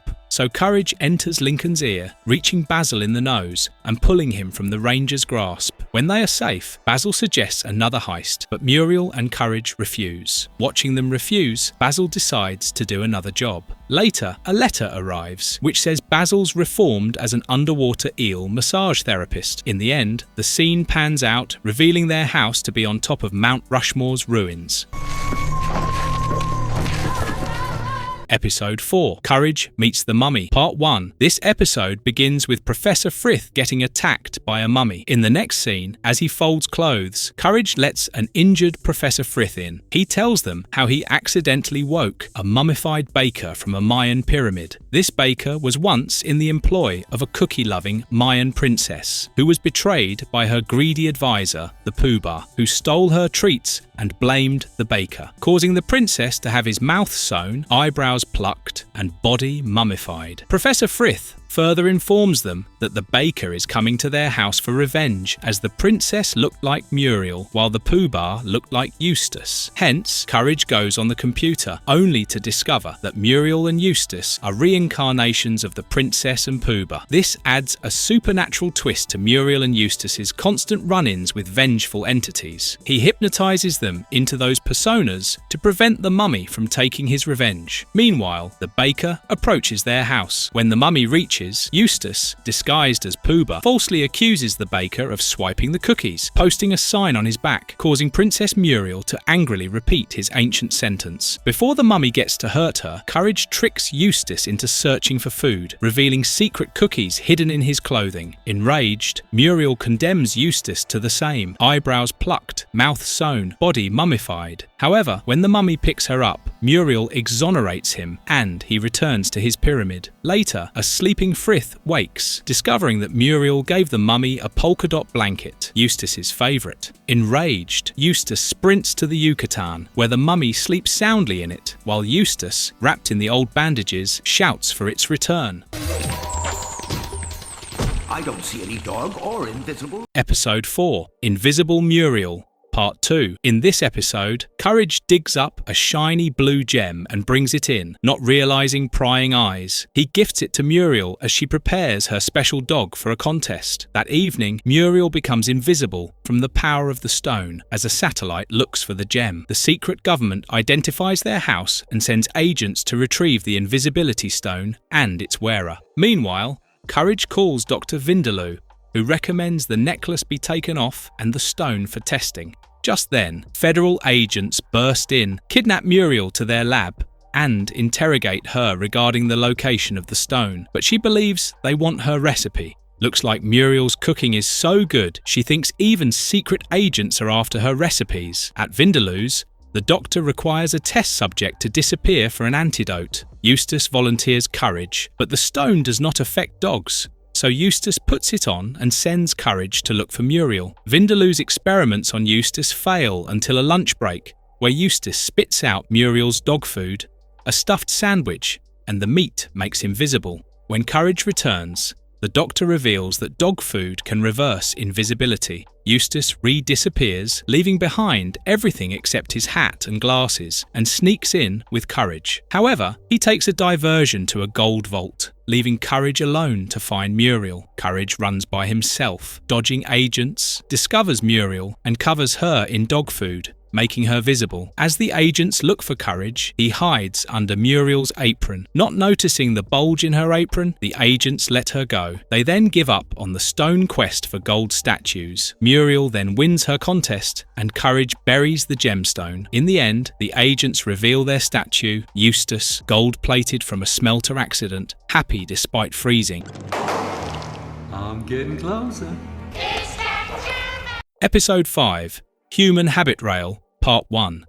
While cleaning the house, Muriel grumbles to Eustace about needing a vacuum as there is dust everywhere. Right then, Dr. Gerbil, a shady salesman, knocks, offering a powerful vacuum cleaner. As he asks odd, probing questions, Courage hears a muffled scream from inside the vacuum cleaner. He tries to warn Muriel, however, she brushes him off. Just when Dr. Gerbil gifts Muriel the vacuum cleaner, he sucks them in it. Inside, they meet Lint Lady. Gerbil leaves with his prize, but Courage follows him to an underground lab. In the lab, Gerbil experiments on the shrunk Muriel and Eustace, testing gadgets that bloat or mutate their bodies grotesquely. Dr. Gerbil really takes customer service to a whole new level, testing his products on the customers. Locking them in a hamster cage, Gerbil steps away, giving Courage a window to bust in and smuggle them out via the vacuum. Gerbil returns, spots Courage with his specimens, and chases him on a river. Courage flips the vacuum to exhaust mode, propelling the boat through sewers and downstream, with Gerbil hot on a jet ski. Nearing a waterfall, Courage uses the vacuum's suction to steer to safety. However, Gerbil leaps for the boat, but falls down the waterfall. Back home, Muriel and Eustace are safe, but as Eustace digs into his soup, Lint Lady pops out,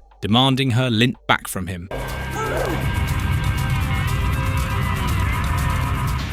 Episode 5, Mission to Sun, Part 2. In this episode, Courage delivers mail to Muriel, which announces a timeshare if they take a little trip. Soon, they are aboard a spaceship bound for the sun. Eustace activates the ship's computer, triggering a briefing from the General and agents. This reveals that the sun's dying and needs fixing with tools in a briefcase. A space worm, Mustafa al-Bacterius, sneaks aboard, invading Muriel's brain to sabotage the mission. Mustafa al-Bacterius' name is a play on Mustafa, a common Arabic name, and Bacterius, referencing bacteria, fitting his role as a brain-invading parasite. Thriving in darkness, he drives her wild at mealtime, tormenting Eustace. When Eustace drops his hat down a space toilet and ventures outside to grab it, the worm ramps up Muriel's misbehaviour by snapping controls in her mind. She chews through wires, crashes the ship's systems, and bites an air pipe, sending Eustace adrift. Courage faces Muriel, identifying Mustafa, and tries yanking him out with a plunger, only for Muriel to fall back and get her head stuck in the toilet. Yet due to this, the suction forces Mustafa out of her head. After this, Courage lands the melting ship on the sun, racing with the briefcase to its core as Muriel hops frantically on the surface. Finding a flickering bulb, he swaps it with a new one, reigniting the sun's blaze. Stranded in the heat, they leap desperately until Eustace arrives on an asteroid. Courage hooks it with a suit anchor, hitching a ride. The timeshare lands them on Mars, house included, but Eustace acts odd as Mustafa's now in his brain, closing the episode with a twist. Good thinking.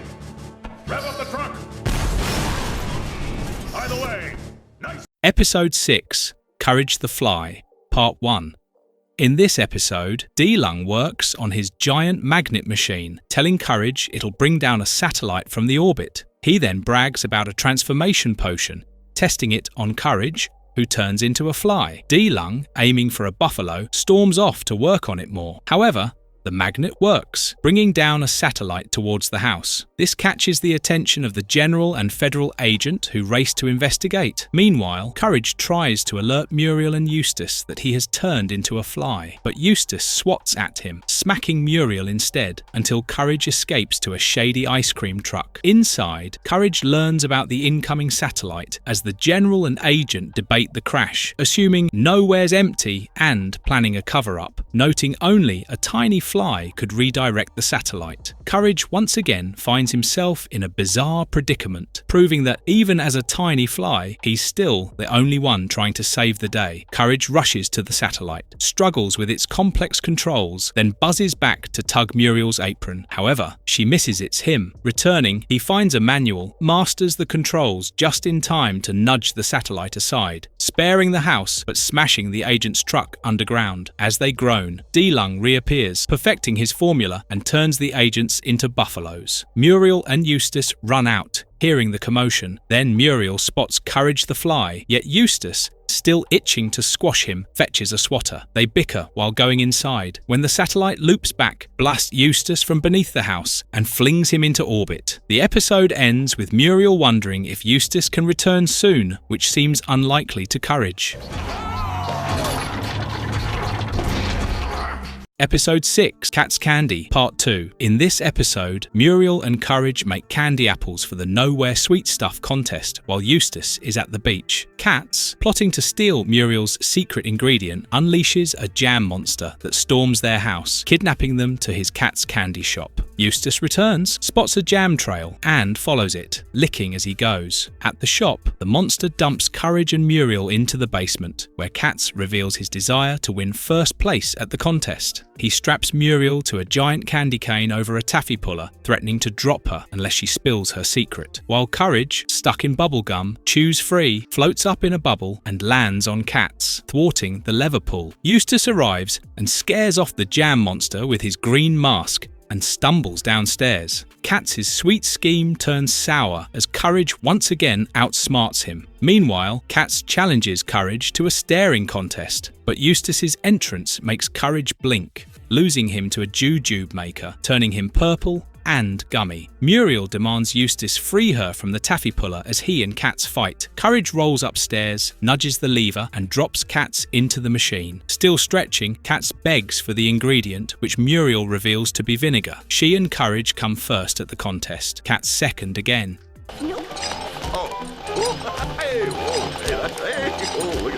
Episode 7. Nowhere. TV Part 1. In this episode, Eustace is certain that he will win the lottery after watching the news about it. Right then, Lou Quack, disguised as a TV repairman, knocks. He offers to fix their TV, but Muriel refuses as their TV is fine, so he leaves them a card. Soon, he snips their rooftop antenna, prompting Eustace's failed repair and a callback. Le Quack then fixes it and kicks out a suspicious Courage. Outside, he finds the cut antenna and shows Muriel and Eustace, only for Eustace to blame him and kick him out again. Lou Quack finishes, promising payment in time, and departs. Looks like Le Quack really embodies his role of a con artist. Later, when Eustace watches the TV, Lou Quack appears on screen with a hypnotic spiral, entrancing him to get rid of Courage. Eustace lures the dog with a game of fetch, then throws him away with a fence post. Muriel, watching next, falls under the spell too. Courage returns to find Muriel in a clown costume and Eustace in a wetsuit, while Lou Quack is on TV commanding them to steal the lottery cash. His attempts to snap them out, but fails. They drive off and Muriel juggles to distract a guard as Eustace sneaks in through sewers. Courage rockets into the money vault, landing in the loot bag Eustace grabs. Triggering the alarm, Courage drops bills from the truck,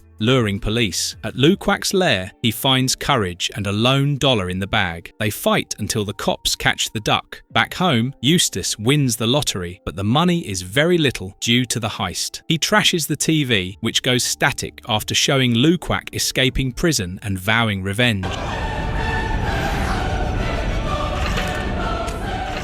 Episode 7. Mega Muriel the Magnificent, Part 2. During a stormy night, Courage types his memoirs on the computer, which mocks it. The computer boasts that if it could move, it'd show flesh creatures true courage. After bickering, Courage shuts it down and sleeps, but lightning surges through the house, animating appliances, including the computer, which sprouts tentacles and roams. Muriel wakes Eustace up to check the racket. Downstairs, computer hijacks Eustace's body, smashing it apart, then possesses Muriel, dressing her in an Evel Knievel get-up for stunts. In the morning, Courage and Eustace watch on the news as Mega Muriel the Magnificent aims to cannon blast to Mars. Courage rushes to stop her, clinging to Muriel as the cannon fires them through the moon, ricocheting off Space Dino's racket back to Earth. Next, Mega Muriel plans to dive into the San Andreas fault during an earthquake. As she dives in, Courage intervenes, but thankfully, the fault rises into a mountain, saving her. She hitches a plane ride. Later, she's set to ski the Empire State Building into a manhole. Courage bungees after her atop the skyscraper, where computer calls him cowardly. A rug flicked from a window ramps Mega Muriel into a power plant. Here, she gets stocks, and Courage frees her but is zapped instead. Mega Muriel picks Courage up and leaves for home. There, the computer frees Muriel as it believes that being human is boring. The computer learns the hard way that true courage isn't about reckless stunts, it's about heart, which Courage has plenty of. The episode ends with computer finishing Courage's story with a happily ever after.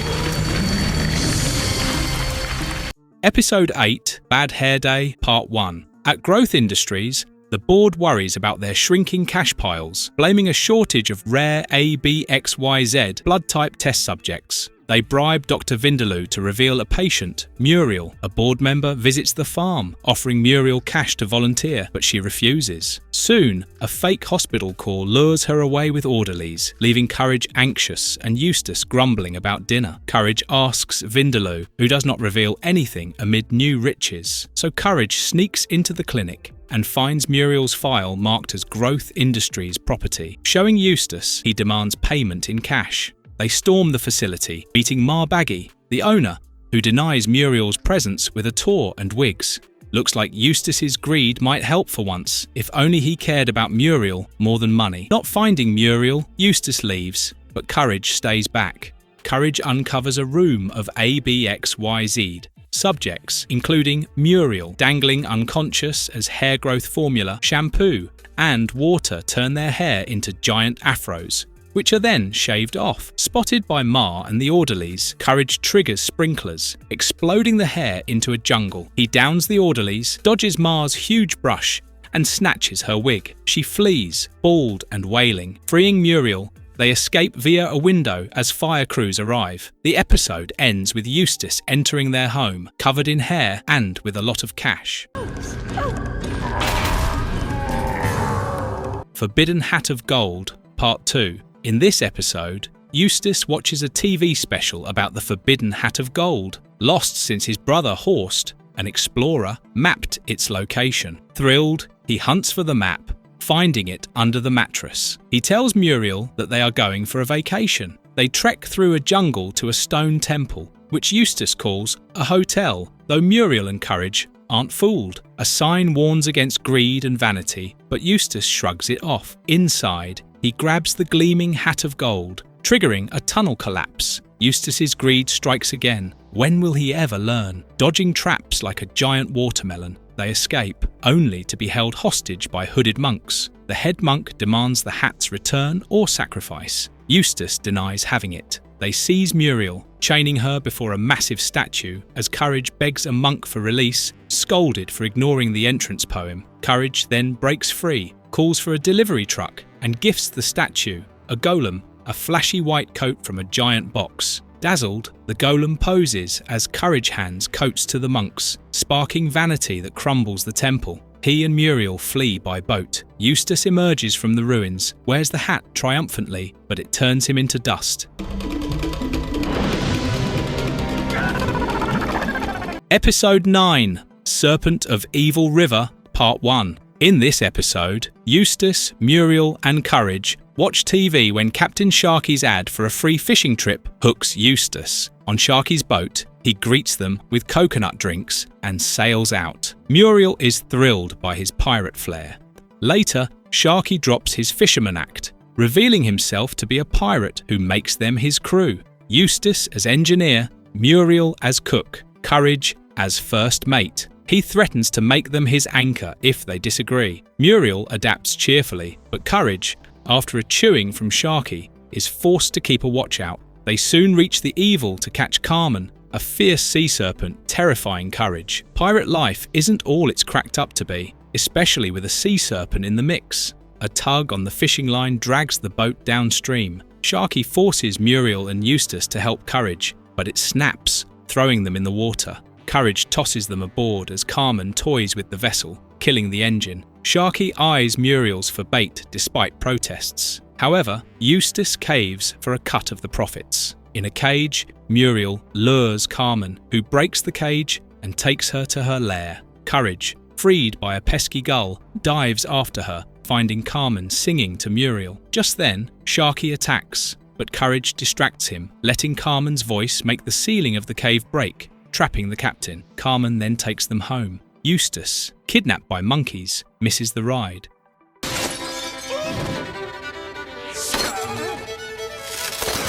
Episode 9, The Transplant, Part 2. In this episode, Muriel asks Courage to dig a hole to plant her new flower after the previous one withers. While digging, Courage discovers a mysterious bone. Just then, Professor Frith and his archaeologist team arrive and unearth a kangaroo monster's skeleton. Courage then goes on the computer and learns that this creature loved crushing things. When he tries to explain its significance, Eustace dismisses him, accuses him of stealing bones. He tries to auction the bones, only to fall off the roof. Eustace's greed always lands him in trouble, this time straight off the roof. With a severe back injury, Eustace undergoes a bone transplant by Dr. Vindaloo, who hammers a kangaroo monster bone into his spine. That night, Eustace transforms into a monstrous kangaroo version of himself. He kidnaps Muriel and rampages through nowhere, eventually reaching Paris. Desperate,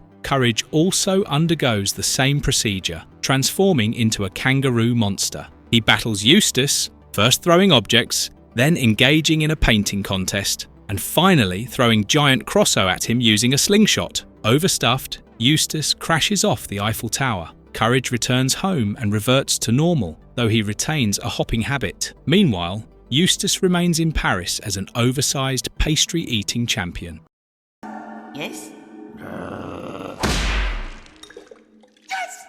Episode 10, Car Broke, Phone Yes, Part 1. In this episode, while stargazing, Courage spots an asteroid crashing near their house. Just as he's about to warn Muriel, the doorbell rings. A man in a trench coat and hat, with bulging eyes, requests to use the phone but fails to operate it correctly. Suspicious, Courage watches as the visitor attempts to drink tea, only for the liquid to pass through his body. He then starts checking off notes on a clipboard, assessing traits like hostility and cynicism. Noticing Courage staring, he calls him rude and locks him in the closet. Courage looks through the keyhole and sees the man reveal a tentacle, which he inserts into Eustace's nose, searching for kindness but finds none. He then does the same to Muriel, extracting her kindness into a test tube. Muriel, now as mean as Eustace, kicks the visitor out, releases Courage, and hits him with a rolling pin. Muriel turning as mean as Eustace is the real horror here.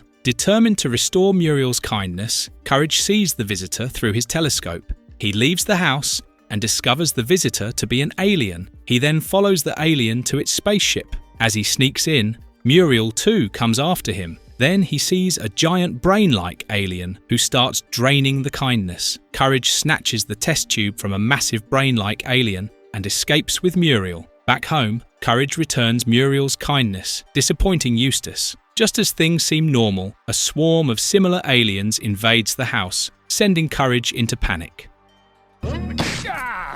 What kind of cheap horses are they making nowadays? Episode 10, Cowboy Courage, Part 2. As Muriel narrates a story to Courage, he falls asleep. He dreams that he is a pink cowpoke riding into dusty little town. The mayor, barber, and butcher greet him, dubbing him sheriff for his mere arrival, then snicker as they leave. At the bar, people whisper he's doomed as trouble looms. A mouse buys him root beer, tells him a rumour about how the whip is coming back. Minnie later informs him that the whip is a bandit who, after a bank heist, was betrayed by his crew, vowing vengeance from beyond the grave at sundown. Courage just can't catch a break. Even in his dreams, he's up against threats. While Sheriff Courage is having fun with barmaid Minnie, they hear whipping and laughter signalling the whip's arrival. The battered butcher and barber, marked with W's, somehow escape, but Minnie drags Courage to the mayor's, where the whip torments the man into revealing the hidden stolen cash behind Minnie's portrait. Later, an enraged whip accuses Courage of stealing Minnie. He then hits Courage and kidnaps Minnie. As he carries her, Courage, disguised as a courier dog, delivers a gift. The gift is a target that distracts the whip as Courage frees Minnie. As the whip stands on the target, a bomber drops a piano, crushing the outlaw. The townsfolk cheer Courage's bravery. The episode ends when Muriel wakes Courage, finishing the tale, but the whip appears bedside, hinting it's not over.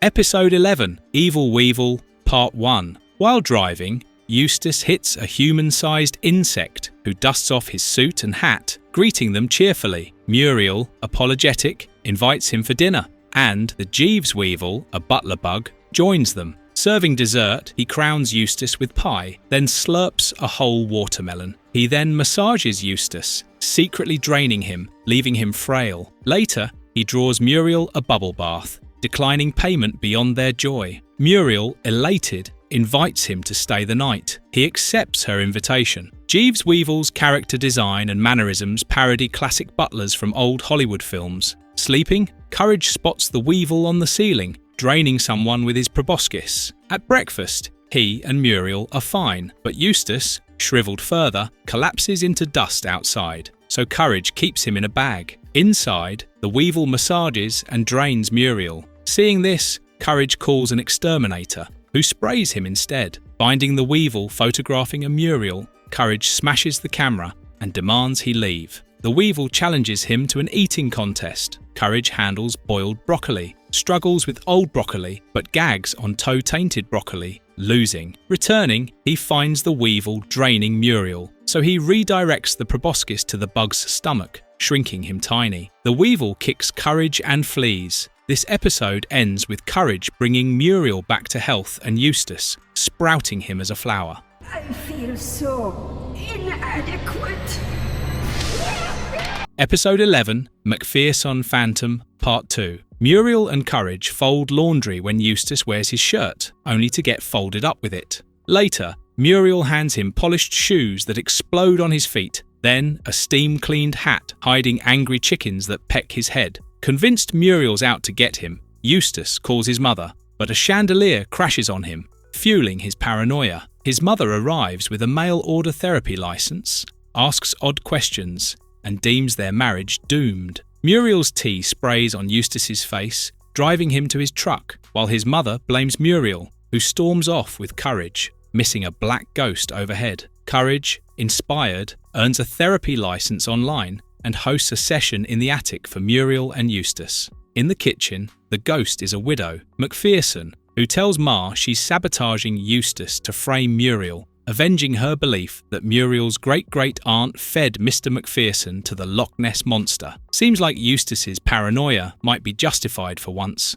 Ma plots to take the house post-breakup. After therapy, Eustace and Muriel reconcile, but Ma barges in, claiming Muriel stuffed lobsters in Eustace's pants. Courage spots McPherson planting them, distracts Ma with an ink blot test, prompting her confession about cruel Aunt Griselda's Loch Ness deed, and the ghost chases Ma out with lobsters, enraged by the truth. Got a neck.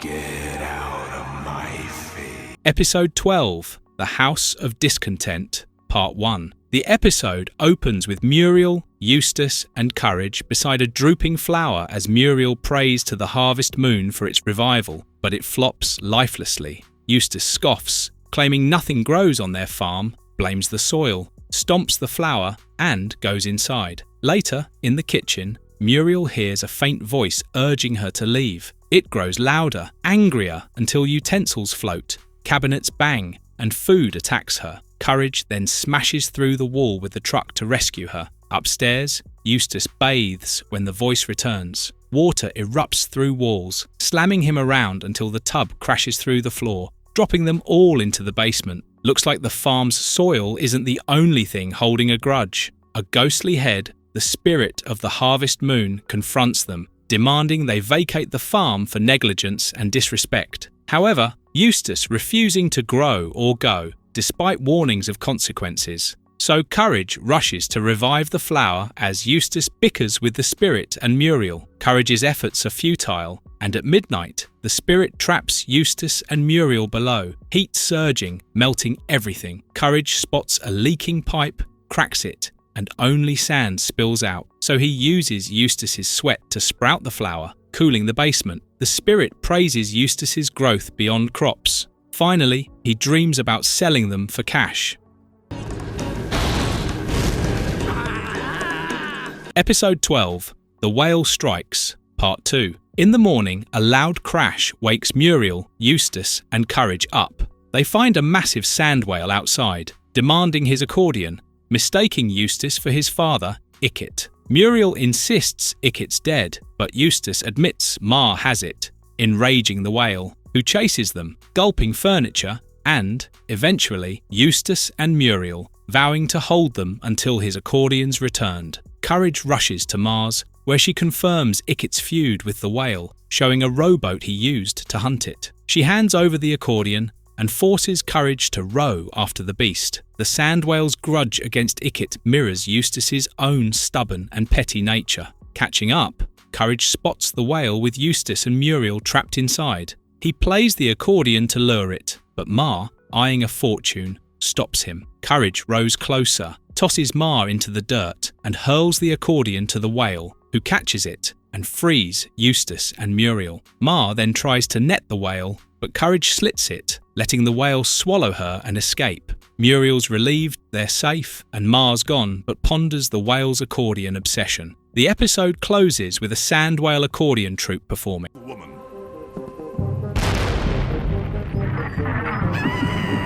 Episode 13, The Tower of Doctors Are Lost, Dr. Zalost demands $33 billion from Nowhere's mayor for his unhappy cannonballs project, but the mayor laughs it off. Zalost retaliates, bombarding Nowhere with cannonballs that plunge everyone but the mayor and his aide into despair. The mayor caves, offering the cash, but Zalost, still miserable, won't undo it. Dr. Zalost's inability to feel happiness despite achieving his goal reflects the irony of his own invention. At the farm, Courage helps Muriel with her happy plums, while Eustace, annoyed by a late paper, drives to town. Returning, he honks at Zalost's tower blocking the road, luring the doctor to the farm. Zalost attacks their house with cannonballs, which leave Eustace unfazed, but Muriel sinks into gloom.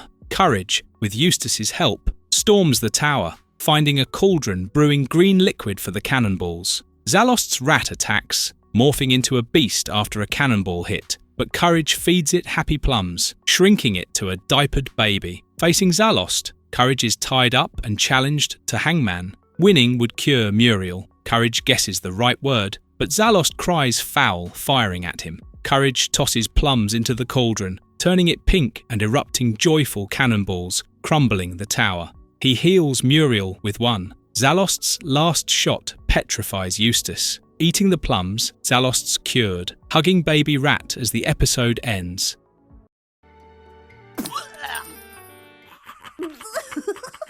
Season 3, Episode 1, Muriel Meets Her Match, Part 1. Late at night, Maria and Mano Ladrones, fleeing cops, pull into the baggy farmhouse's backyard to hide. By morning, plotting their next heist, they target Muriel. They snip the antenna, annoying Eustace. Maria then poses as a neighbour, luring him to her cable-equipped home while she chats with Muriel over tea. Slyly, she asks for Muriel's document safe combo. Courage protests, but Muriel spills it. Muriel is too good for her sake. Later, Muriel gives Maria a makeover, similar to how Muriel dresses. That night, Mano swipes Muriel's glasses. Courage tries warning her, but she's blind and clueless. The Ladrones flee, and Courage cheers, until a radio report pegs Muriel for stealing a diamond from yesterday's news. Courage also notices that her safe is now empty. A cop arrives, returns her glasses, and tries arresting her. She mistakes him for Cousin Harold. Courage then takes Muriel, hijacks the cop's motorcycle, and chases the Ladrones. Maria fires cannons, wrecking the bike, but Courage boards their vehicle and grabs the diamond. However, Mano chokes him. Muriel crashes through the roof, saves Courage, and knocks Maria out, trashing the vehicle. The cop then arrests the Ladrones. Eustace mourns his lost TV signal as Mano crawls across the screen, switching off the set.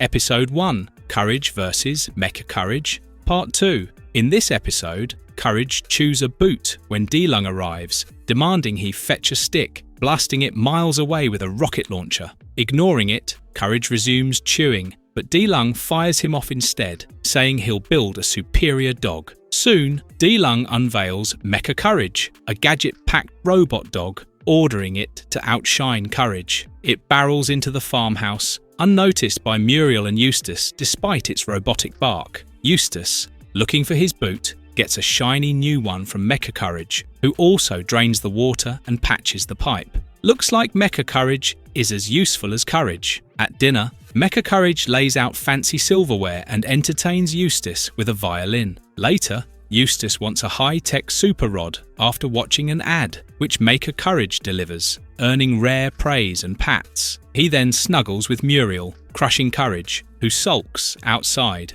D-Lung taunts him, claiming Mecha Courage is unbeatable, even as a gladiator, prompting Courage to pack for Rome. In the Colosseum, Courage battles the shape-shifting weaponized robot, taking a beating but refusing to quit. Mecha Courage's batteries die, exploding it. An old Roman emperor, watching, banishes D-Lung through a trapdoor, crowning Courage victor.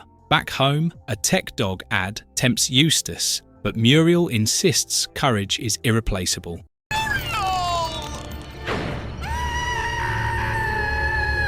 Episode 2, Campsite of Terror, Part 1. While camping, Courage, Muriel, and Eustace are ambushed by two orphaned raccoons who lure Eustace and kidnap Muriel, craving a mother. Courage, tied to a tree, somehow helps Eustace, who was trapped too. Eustace, eyeing a reward, hunts the raccoons. They follow the tracks and find Muriel. Courage then learns that the raccoons just want maternal love. As Eustace captures the raccoons, Courage scares him and helps the raccoons escape. The raccoons later kidnap him and use him for companionship. The episode ends with Muriel and Courage at home, relieved and happy.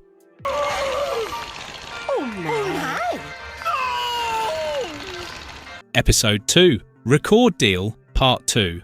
Shirley cleans her wagon, tossing a dusty Velvet Vic record she deems junk. Just as Eustace's truck radio cuts out mid-song, the disc smacks his head, crashing his truck, but he's thrilled to own it. At the house, Courage is annoyed by the tune of Velvet Vic's spirit drifts from the player, vanishing when Courage stops it. Eustace restarts it, and Vic plays their piano, delighting Eustace while Muriel makes sandwiches. She joins Vic, playing piano, but he smashes the record and she gets sucked into the player. Vic then announces a tour with Eustace for cash. Courage tapes the record, but Muriel emerges shattered. Courage must fix the record to save Muriel. At Dr. Vindaloo's, a copy spawns her two-headed. At Vic's concert, Eustace sells tickets. Shirley confirms that no magic can fix the record, so Courage uses the computer to transform the record to a CD. Courage then tunnels backstage with a CD version. Playing it, Muriel appears intact, duets with Vic, then stops, making Vic retreat into the disc. Shirley snags it and Eustace's cash as a fee. Later,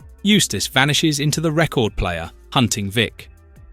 He's my dog. He's my dog. He's mine.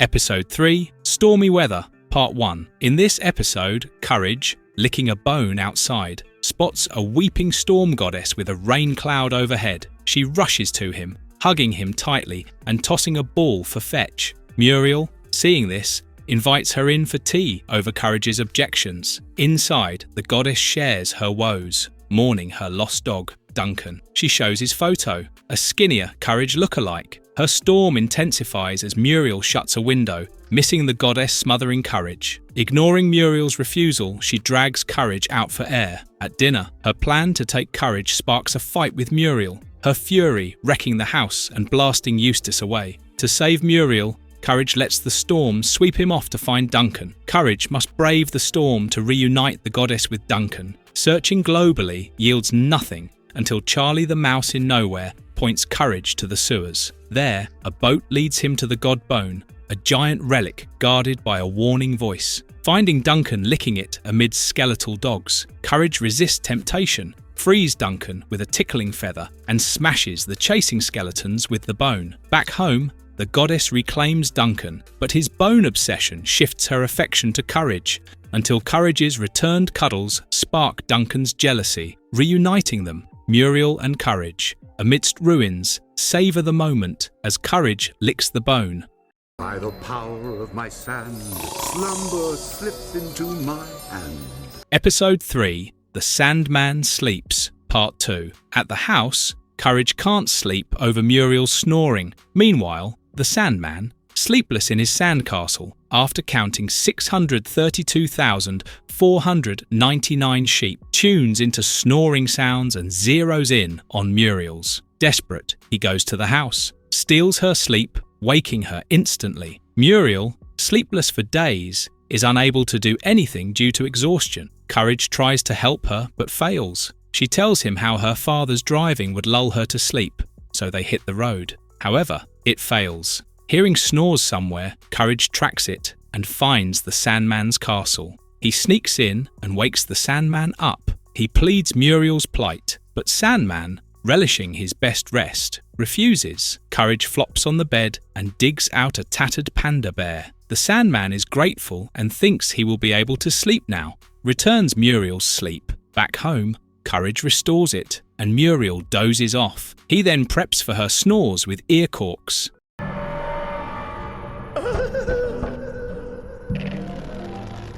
Episode 4, Hard Drive, Part 1. In this episode, Eustace is sick, and Muriel struggles to cure him. She looks for an artichoke syrup soup recipe online, but it's a 43-hour download. While Courage grabs cookies, A virus infects the computer, tricking Muriel into pressing X, digitizing her inside. Courage, spotting this, scans himself into a CGI realm, navigating a mirrored maze and seeing himself muscled, big-headed, and chicken-like. Then he turns 2D and green with binary code. The hard drive virus snatches Muriel. Courage dodges a flying iron mouth and snake mouse and then finds her captive, with the virus guarding. The virus shatters Courage with a ram, but he reforms as a mace, smashing his enemies. Facing Bill, the hard drive's razors, Courage morphs into a soda, disabling it. Offering vinegar gelatin, Courage heals the virus via a phone line grab. Back home, Eustace recovers with the soup while Courage giggles as a hard drive. Spy!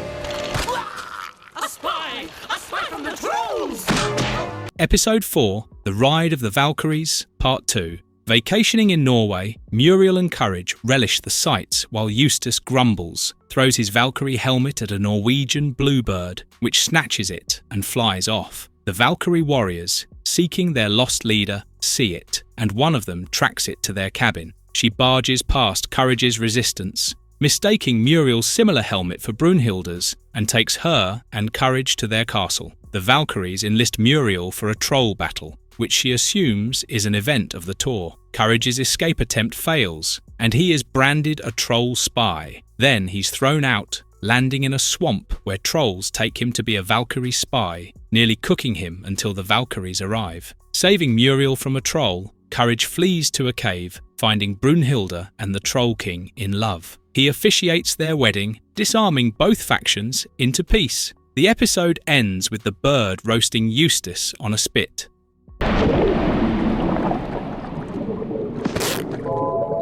Episode 5, Scuba Scuba Doo, Part 1. While on an island getaway, the Baggies scuba dive near a reef. Eustace gets zapped by an eel while hunting for treasure. At the same time, Muriel and Courage admire sea life. They spot tiny humanoid corallites sipping tea in the kelp. Seeing this scares Courage, forcing him up.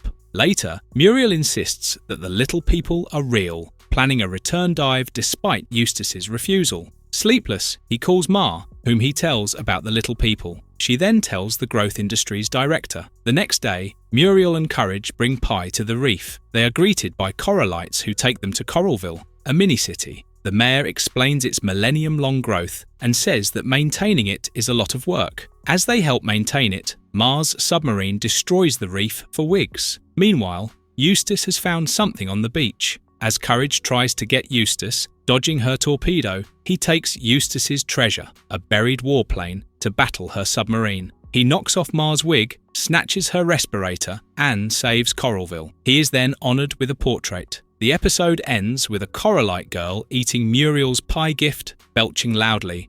I think I can call this home.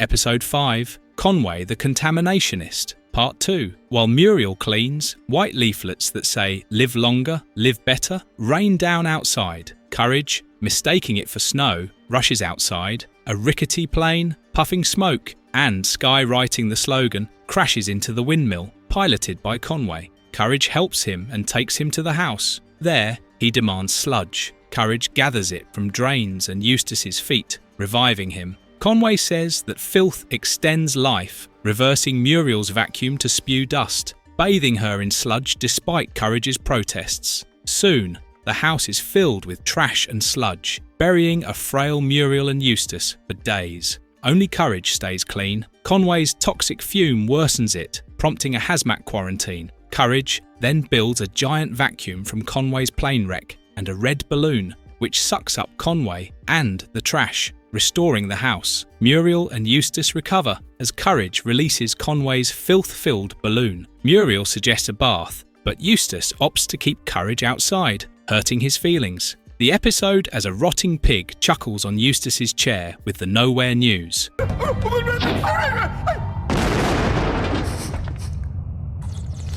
Episode 6, Cats Under the Sea, Part 1. Tired of Eustace's nagging, Muriel takes Courage for a submarine getaway. They find out that it is captained by cats and that dogs are not allowed, so Courage swaps with a ventriloquist's puppet in a briefcase to sneak aboard. At the same time, Katz makes Muriel a maid and tells her to make tea. Meanwhile, Courage, along with the ventriloquist, performs a show, after which he overhears Katz planning to burst a bomb. He rushes to warn Muriel, and this time, she agrees with him that something is wrong. She goes to talk to Katz about how the tea is rotten. Unable to properly explain herself, she gets locked up, as Katz assumes that she knows of his plan. Courage goes to the Pentagon for help, but he is ignored. So he grabs a reporter who reports Muriel talking about TNT. He then tries to stop Katz, but fails, and Katz escapes. Yet, he is soon eaten by a shark outside. Courage then drinks a lot of soda and helps the passengers escape by burping bubbles. When at home, Courage hears the radio about another trip, so he obliterates it. It's my homemade fabric softener. Episode 6, Curtain of Reality, Part 2. While doing laundry with Courage, Muriel runs out of homemade fabric softener. All three drive downtown to restock. Meanwhile, a pink energy curtain sweeps past, enraging a bird to pelt the farmhouse. At the store, Muriel shops while Eustace, at a meat shop, blends into a crowd turned hostile by the curtain, except him and Muriel. Her politeness gets them kicked out from the shop. Amid the chaos, Eustace becomes a candidate for mayorship. After a girl's struck by his truck door, Muriel's apology lands her in a rehab cell, resisting a cruelty-inducing video. Courage escapes, only to be chased by Eustace. He sees the curtain enter into a cave with a door and tracks it. He finds Floyd, its bitter creator. Dumping Muriel's softener ingredients into Floyd's machine, Courage crafts a blue compassion curtain, restoring kindness, save for Eustace. Floyd, reformed, takes the mayorship, while Eustace ends up in rehab for chasing Courage.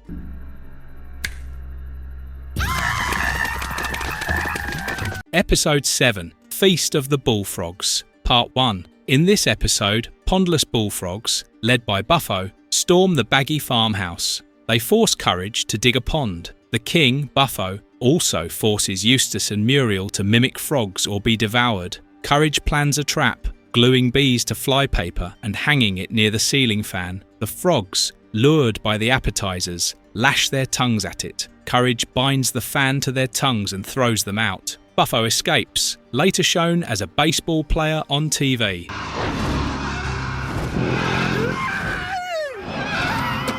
Episode 7, Tulip's Worm, Part 2. In Nowhere, two teddy bears in a spaceship hunt a space worm on Earth, armed with lasers. At the house, Courage plays his baritone horn, enchanting a small worm from the soil. Muriel offers him a peanut butter and jelly sandwich with vinegar, which he dislikes, spitting it out and pocketing the rest. The worm panics at Muriel's gaze but calms to Courage's tune. The bears arrive, asking about the worm. Courage's horn draws it out, revealing a monstrous beast that swallows Muriel and the bears. Courage, guided by the bears from inside, flies the spaceship to its owner's planet. Piloting the bears' bike-like ship with horn lures, Courage reaches Tulip Girl. She squeezes the worm to free the bears, but they're too deep. So Courage dives into its gut, finding Muriel and the bears near a stomach acid pool. He drops the sandwich, triggering the worm to vomit them out. Tulip claims Courage and Muriel as pets. However, Courage rips her bandage for a parachute, escaping in the ship as she yells, "Naughty pets!"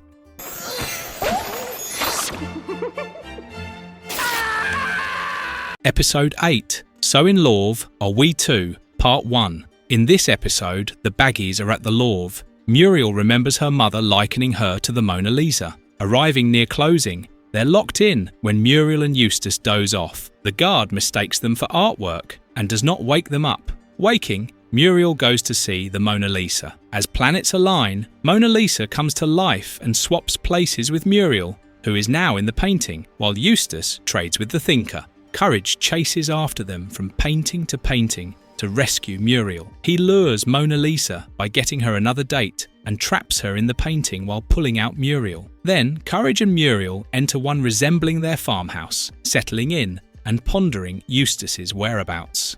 Muriel, protect Muriel! Episode 8, Night of the Scarecrow, Part 2. In this episode, as they drive, a flock of crows attacks their car. This results in Eustace's truck veering off-road into a cornfield. stuck on a rock. Crows cover a figure battering the truck. Eustace honks, scattering the birds to reveal a tattered scarecrow. Muriel fixes it, sewing on a mouth. The scarecrow then comes to life. Useless at scaring pests or farm foes, the scarecrow trains to toughen up, aiming to protect Muriel. It storms back, buff and camo-clad, throwing out Courage and Eustace. It then arms the farmhouse and locks Muriel in the basement for safety. Courage infiltrates, frees Muriel, grabs Eustace, and flees in the truck, chased by the scarecrow on a menacing hay baler. They hit the same cornfield rock. However, Courage and Muriel escape as the scarecrow closes in. Just then, a flock of crows attacks it. Courage summons more, shattering it. Repentant, the scarecrow becomes a hayride operator at the fair, with Eustace tied up in a haystack on the route. Eustace? Episode 9, Mondo Magic, Part 1. A magician spies Muriel as she grabs clothes, then leaves a gift at the house. Courage opens it, finding magical gear that conjures flowers before a chest unleashes Mondo, the amazing magician. However, Eustace is unfazed. Then Mondo makes Courage assist in tricks, summoning animals. Doubting still, Eustace vanishes in magic dust. He gets trapped wrestling on TV. Mondo targets Muriel next, dusting her into a slug-eyed creature, revealing his spiky green true self. He aims to marry her by midnight as she morphs further. Courage's pleas fail, and Muriel burns him, forcing him out. As night falls, Muriel's almost completely transformed. Courage drags Dr. Vindaloo in. However, he's turned to lettuce. With an hour left, Courage's wand flops against Muriel's roars. Mondo mocks his skills, but Courage's face-switching trick baffles him. In the chaos, Courage's dust turns Muriel into a cactus, then back. A final sneeze-fueled blast restores her and turns Mondo a rabbit. Eustace, now freed from TV, marvels at Courage's magic. The poor dears are hungry again. Episode 9, Watch the Birdies, Part 2. While Muriel and Courage feed the birds, a massive vulture snatches Muriel. It forces her to guard its chicks by threatening to eat her with a cereal spoon if their feathers get mussed. Courage chews worms to feed them and fends off bees from a hive. Hunting more worms, he annoys Eustace, who chases him. Dropping worms, Courage grabs a rattlesnake by mistake, tucking it under the pile. Back in the nest, he feeds the chicks, but the snake spits worms and lures them near. As Eustace climbs up, Courage throws the hive, missing the snake and covering Eustace in honey. The snake snarls as Courage leaps into its mouth to stop it. Bees sting a feathered Eustace, who flails bird-like. The snake, mistaking him for the mother, tosses Courage aside and chases Eustace. The vulture returns with a new mate, feathered Eustace, still fleeing the snake. Episode 10, Fishy Business, Part 1. At the house, Courage trains his pet fish to hoop jump while Muriel serves seafood. Spotting a fish-like woman outside, he panics. Soon, she knocks and introduces herself as a fissionary, here to take them to Scotland via bus. Despite Courage's protests, they board, plunging into an underwater courtroom. 3 fish judges and an octopus bailiff convict them of human sins: TV, pet fish, seafood. They are sentenced to the bowl, a giant fish bowl with artificial gills and fish food to transform them into fish, like D-lung, for ocean release. In the bowl, Courage spots his reflection in a chest. Fearing that he is turning into a fish, he leaps onto the octopus's fish food container, escaping the bowl. He uses the octopus's tentacles to connect the bowl and the bus. Then he drives toward the surface. Chased by fish judges, he reaches home, finding the fissionary enjoying TV with human fans. Outraged, the judges bowl her. The episode ends with Muriel bathing in the living room and Eustace munching fish food, still half fish.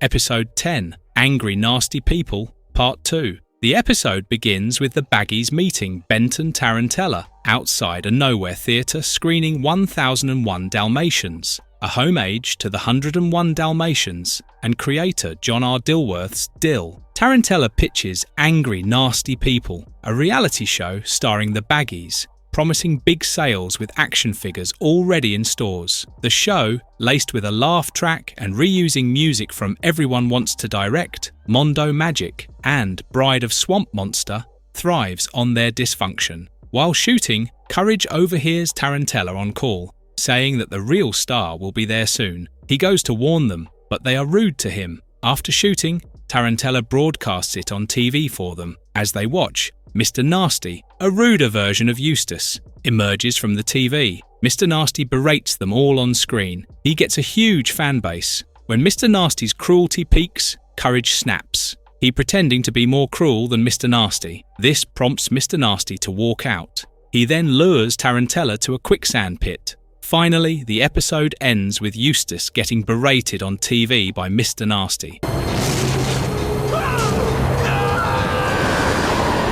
Episode 11, Dome of Doom, Part 1. In this episode, a drought leaves Courage, Muriel and Eustace unable to grow food, frustrating Eustace, who also loves vegetables alongside meat. A newspaper ad for free food lands on Courage's face. They call the number, and a specialist installs a greenhouse dome with seeds. Planting triggers a storm, forcing them inside. It clears, revealing a garden. As they harvest, a pea growls at Courage. Muriel, dismissing it as hunger, cooks until the peas attack. Courage frees her with olive oil. Eustace, ignoring warnings, bites a cabbage that chomps his head. He escapes as Muriel whacks it off. Fleeing, they fail to break the dome. As tomatoes sting Eustace with hornet DNA, Courage presses a button twice, which causes it to snow, freezing the hybrid veggie beasts. As the snow melts, the chase resumes when a TV cabbage nabs Eustace's shoe. In the attic, Courage sprays Eustace's sock sweat, turning the plants cannibalistic into mush. Eustace, now plump from eating, crashes through the floor, still demanding dinner.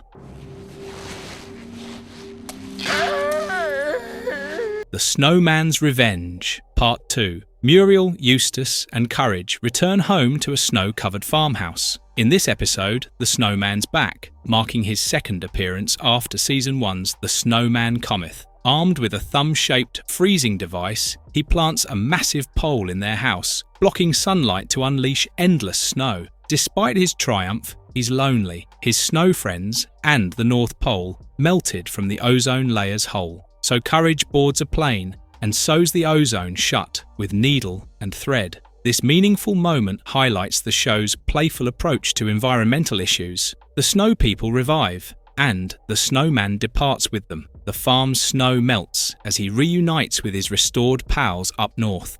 How badly do you want to belong?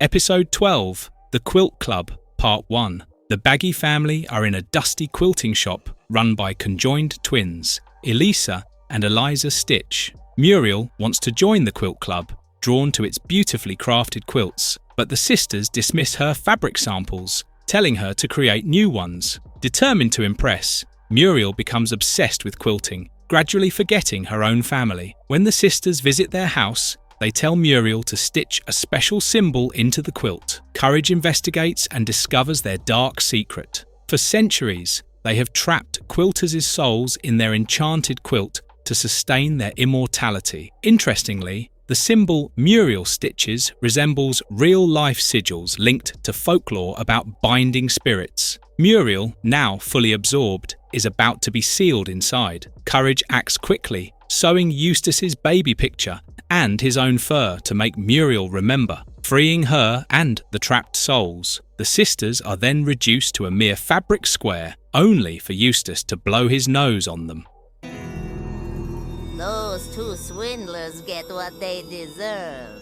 Episode 12, Swindlin' Wind, Part 2. In this episode, Eustace and Muriel go to a gypsy bazaar to purchase anniversary presents for one another. Muriel buys an amulet from Shirley the medium, but Eustace does not wish to pay, so he tricks Shirley into accepting a deed to an oil well, which is actually an oil bill. In revenge, Shirley puts a curse on them, and they are forever conning each other. The curse is only broken after they demonstrate their kindness through an act of true goodwill. Courage, eager to bring an end to the chaos, makes them understand the value of generosity. They eventually carry out an unselfish act, where Eustace takes away the bug on Muriel's toe to his, relieving her of the pain. This shatters the curse. Shirley's lesson is interestingly similar to actual folklore, in which curses teach moral lessons and can only be reversed by acts of virtue.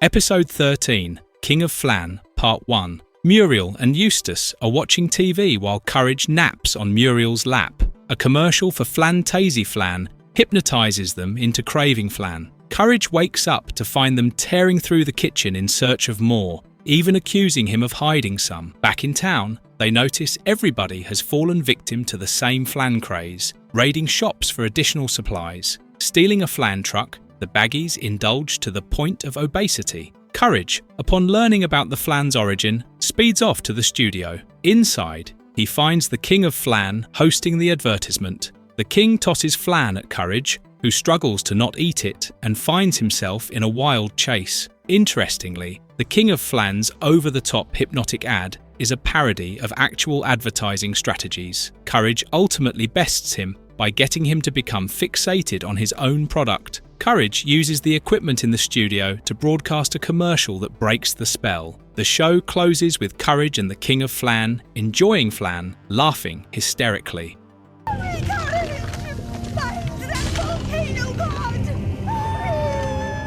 Courage Under the Volcano, Part 2, Episode 13. The baggies fly in a bamboo airplane that crashes on a tropical island. They are met by Chief Wiki Wiki and his daughter, Wiki Wiki Woo, who befriends Eustace. Muriel is attired in tropical clothing for a special ritual, only to have Courage discover she is being prepared as a human sacrifice to the volcano god. The chief declares that if they do not offer Muriel, the island will be destroyed. As Courage frantically attempts to halt the ritual, he discovers that a businessman by the name of Otto is responsible for the growing volcanic activity. This plot twist cleverly utilizes the theme of exploitation, for Otto is exploiting the natives financially. Otto will convert the island into a ski resort and raises the eruptions to scare away the natives. Courage foils him by hijacking Otto's snow-blasting car to propel the lava. The volcano god then shows up, confirming its existence, and punishes Otto. Courage wraps up by happily hula dancing.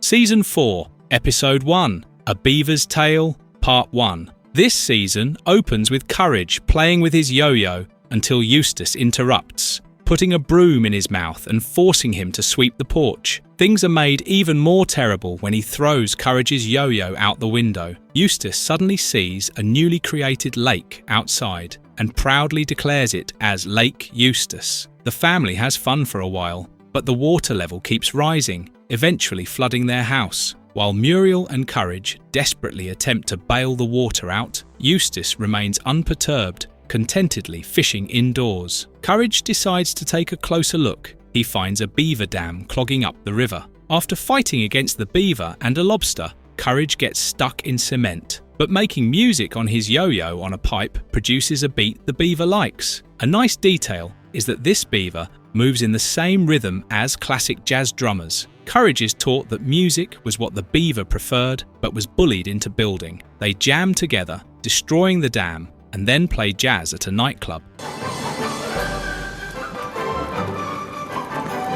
Episode 1, The Nutcracker, Part 2. While rummaging through the town dump, Courage, Muriel, and Eustace find themselves trapped unexpectedly within. In searching for an escape, Courage discovers an old Nutcracker toy, which he immediately adores. During the evening that follows, strange occurrences take place when two evil ballet-dancing rats emerge and kidnap Eustace. The rats, in perfect synchronization with Tchaikovsky's Nutcracker suite, start chasing Courage and Muriel in a creepy, hypnotic dance. The two of them try to escape from their captors desperately with the help of the Nutcracker toy. They fail, and Muriel is ultimately taken captive as well, leaving Courage to endure the rodents by himself. He watches the rats prepare to cook Muriel and Eustace. Mustering his courage, he sets out on a bold rescue mission to save his family. This episode is a direct homage to the Nutcracker, with classical ballet themes and orchestration, and the rats parodying great ballet performances. With quick thinking and determination, Courage outwits the rats, rescues Muriel, and escapes the dump.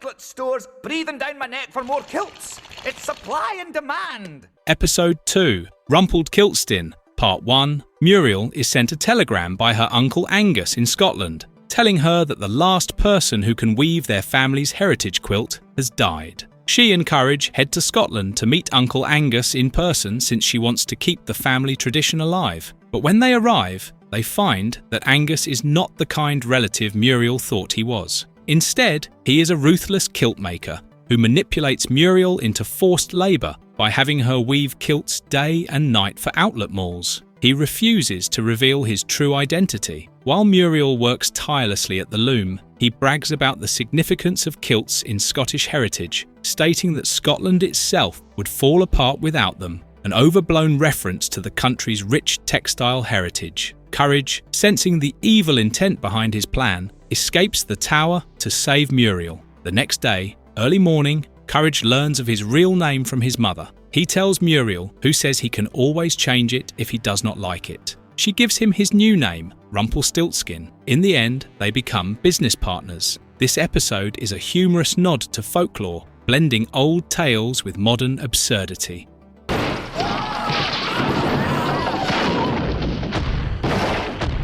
House Calls, Part 2. Dr. Gerhard von Orbison, a lonely sound doctor, resides in a decrepit house that is very much alive and furious. Tired of isolation, he uses music to bring the Baggies' farmhouse to him, hoping to finally have neighbours. Muriel welcomes the odd doctor, but Courage senses something is wrong when the jealous house across the way becomes hostile. The enraged house kidnaps Dr. Gerhard and starts to demolish the Baggies' house, firing bricks and beams in a rage. Muriel attributes its anger to being in a worn-down condition and encourages Courage to paint and fix it. With its looks restored, the house quiets down, and soon a neighbourhood is built around it. However, the mayor declares the Baggies' farm unzoned, forcing them to leave. In a bittersweet end, their house collapses completely. Notably, Dr. Gerhardt's name is a tribute to legendary musician Roy Orbison, tying into the episode's theme of music's influence.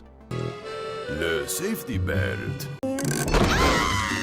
Episode 3. Lou Quack Balloon, Part 1. Muriel and Courage make Scottish dream cookies with added butter for richness. Eustace, looking for his lost glasses, is reluctantly led by Courage outside, where they see a hot air balloon. Lou Quack appears, tricking Muriel into a balloon trip to Sweden for special vinegar. Once airborne, he straps her into a bungee cord, pretending it's a safety belt, and makes her plummet repeatedly, secretly training her to rob a Swedish piggy bank. This moment highlights Lou Quack's cunning nature, as he masterfully disguises his true intentions, turning Muriel into an unwitting accomplice. Oblivious, Muriel follows his instructions, unknowingly emptying the vault. When she questions the missing vinegar, Lou Quack pushes her out mid-air. Courage, dragging Eustace along, rushes to save her. Eustace, shot from a cannon, bursts the balloon, while Courage rescues Muriel mid-fall. They land in Swedish yummies,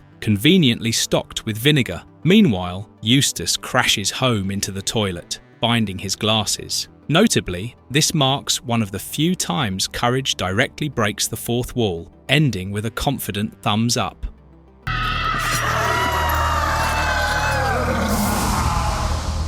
Episode 3. Windmill Vandals, Part 2. Muriel carves a statue of Courage, while Eustace watches TV on a stormy evening at the Baggy farm. The windmill slows down, and suddenly, the power begins to flicker. Muriel asks Eustace to repair it, but his wild hammering merely gets worse, halting the windmill completely. He instructs Courage to keep a piece in position while he goes and gets another. As Courage struggles, a dark cloud forms, revealing skeletal warriors in Viking armour, ghostly vandals who once terrorised the land. The windmill is started once again by Courage, sending the ghosts off, but again sputtering and dying. He uncovers symbols beneath fading paint and sees from the computer that the first owner of the farm repelled angry vandals with magical carvings. The windmill goes quiet once again, and vandals strike back, decapitating the family. In a chaotic game of keep away using their heads, they finally assemble properly and repair the windmill, exorcising the spirits. The Vandals ironically copy the actual historical Germanic tribe that once plundered ancient Rome.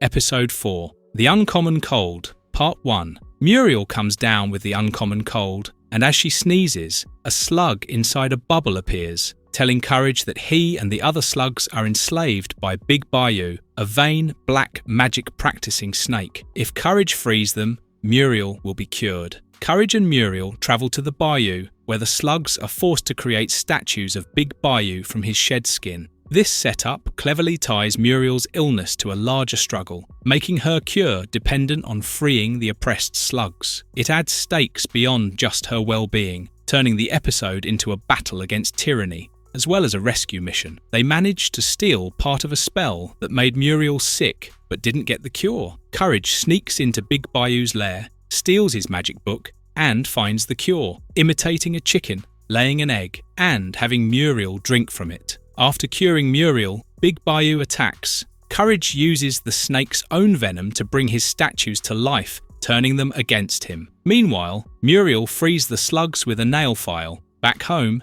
Eustace catches the cold, and the imprisoned Big Bayou appears, much to Courage's amusement.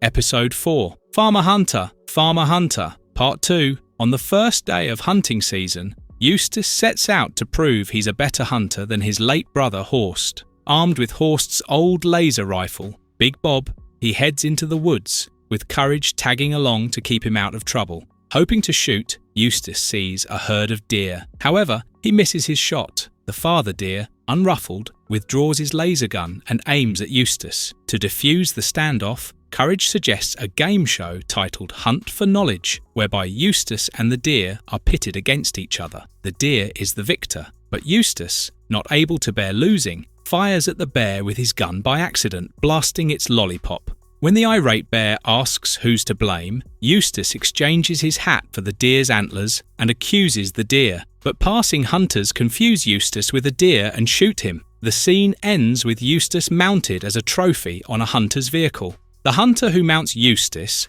J.O. Kerwood, is likely a nod to J.O. Kislak, a famous real estate mogul and collector of historical artifacts, fitting the theme of Eustace becoming a trophy. You seen this woman? I don't think. Episode 5. Bride of Swamp Monster, Part 1. While visiting an antique shop, Muriel finds a locket she likes, and Eustace reluctantly buys it for her. She places a picture of herself with Courage on one side and Eustace on the other. On the drive home, the locket slips onto the truck's dashboard. When Eustace reaches for it, he veers into the mud in a swamp, where the locket drops out and into the water. Muriel and Courage drive the truck back onto the highway without realizing that a swamp monster has discovered the locket. Believing Muriel to be his lost love, Swamp Woman, he goes on a rampage of destruction to reclaim her. At home, the family watches a news broadcast of the monster coming their way. He later breaks in and kidnaps Muriel. Courage looks for the answers and finds the real Swamp Woman, a forgetful mail carrier in a strange land. She follows Courage back, and the couple reconciles after an angry fight. This episode satirizes mistaken identity and love, showing how memory causes chaos and resolution. Bad dog. Episode 5. Goat Pain, Part 2. In this episode, Muriel is unable to leave the bed due to back pain. Eustace takes her to Dr. Vindaloo, who tells her to go to a hot spring on top of Mount Nowhere, renowned for its healing properties. When Muriel, Eustace, and Courage go there, they find themselves facing a large mountain goat who protects the spring. He shows them the hot spring, which has dried up and is contaminated with garbage. He blames all humans for this and punishes them by making them stand with big rocks on their backs. Courage somehow manages to protect Muriel as the goat attacks. This episode cleverly highlights themes of environmental responsibility and consequences. The mountain goat's anger toward humans for polluting the spring serves as a strong metaphor for nature, fighting back against human negligence. Courage's determination to protect Muriel, even under pressure, reinforces his unwavering loyalty and bravery. During their fight, water emerges from a crack made on the mountain. The spring refills, and Muriel's back heals and does the goats. At the end, Courage cleans up the spring. Episode 6. Muriel Blows Up, Part 1. The Baggies watch a war film, which terrifies Courage. Eustace exploits this by crafting his newspaper into a horn and scaring Courage, sending him flying into a window. Just then, he spots a mysterious rocket-like object heading toward their house. It smashes onto the roof, shattering into glowing pieces that fall to the ground. Courage tries to warn Muriel and Eustace, but they pay no attention, and Muriel tucks him in, annoyed at the movie. The next morning, Muriel and Courage discover a huge carrot in the garden. When Courage sniffs it, it grows larger. Muriel starts eating it, oblivious to the danger. Meanwhile, a news broadcast reveals that a misguided experimental missile has turned into a dangerous carrot, which causes anyone who eats it to grow until they explode. Muriel keeps growing, and Courage discovers a sentient carrot inside her, chanting, "Grow, expand, explode." Courage eventually eats the carrot, saving Muriel but becoming a giant himself. He rushes to Area 51 3/4, where he forces the general to disarm the carrot. Courage shrinks back to normal, but Eustace eats the remaining carrot, growing uncontrollably. Episode 6. Profiles in Courage. Part 2. Muriel, Eustace, and Courage visit the Nowhere Fair, where a mysterious silhouette maker resides. He longs to bring his paper art to life, but has always failed. When he overhears Muriel wondering what it would be like to be someone else while playing with wacky mirrors, he gets an idea. Muriel and Eustace visit his booth and have life-sized silhouettes made. After bringing them home and hanging them up, the silhouettes suddenly come to life, draining the real Muriel and Eustace of their energy and leaving them as empty husks. Their paper forms attempt to live like they do, but fail because they are so fragile. Interestingly, the silhouette maker's design is reminiscent of classic shadow puppet performers, and his eerie, soft-spoken voice adds to his mysterious presence. Witnessing their dismay, Courage shows them the pleasures of being paper. They accept their nature and return to Muriel and Eustace, bringing them back to life. The silhouette maker comes to take back his creations, but is shocked to find them flying merrily like kites. Episode 7. The Mask. As Muriel gathers eggs, Courage lies nearby sleeping until suddenly attacked by a masked female who beats him with a wash basin constantly, shouting out her disdain for dogs. The attack goes unnoticed by Muriel, and she invites the stranger to join them. Over lunch, the woman identifies herself as Kitty and tells her story of her best friend Bunny, who is stuck in a bad relationship with her gangster boyfriend, Mad Dog. Kitty has been on the run ever since, afraid for their safety. Later, Kitty continues to taunt Courage, reaffirming her suspicion of dogs. That evening, Courage stalks her and, upon discovering she is a cat, locks her in. Determined to help, he sneaks off to rescue Bunny. After a thrilling chase, he rescues her from Mad Dog. Reunited, Bunny and Kitty board a departing train, with Kitty finally accepting that not all dogs are bad. Interestingly, this is one of the few episodes to tackle serious themes like abuse and prejudice. Courage returns home, where Eustace now wears Kitty's mask for protection while failing at repairs.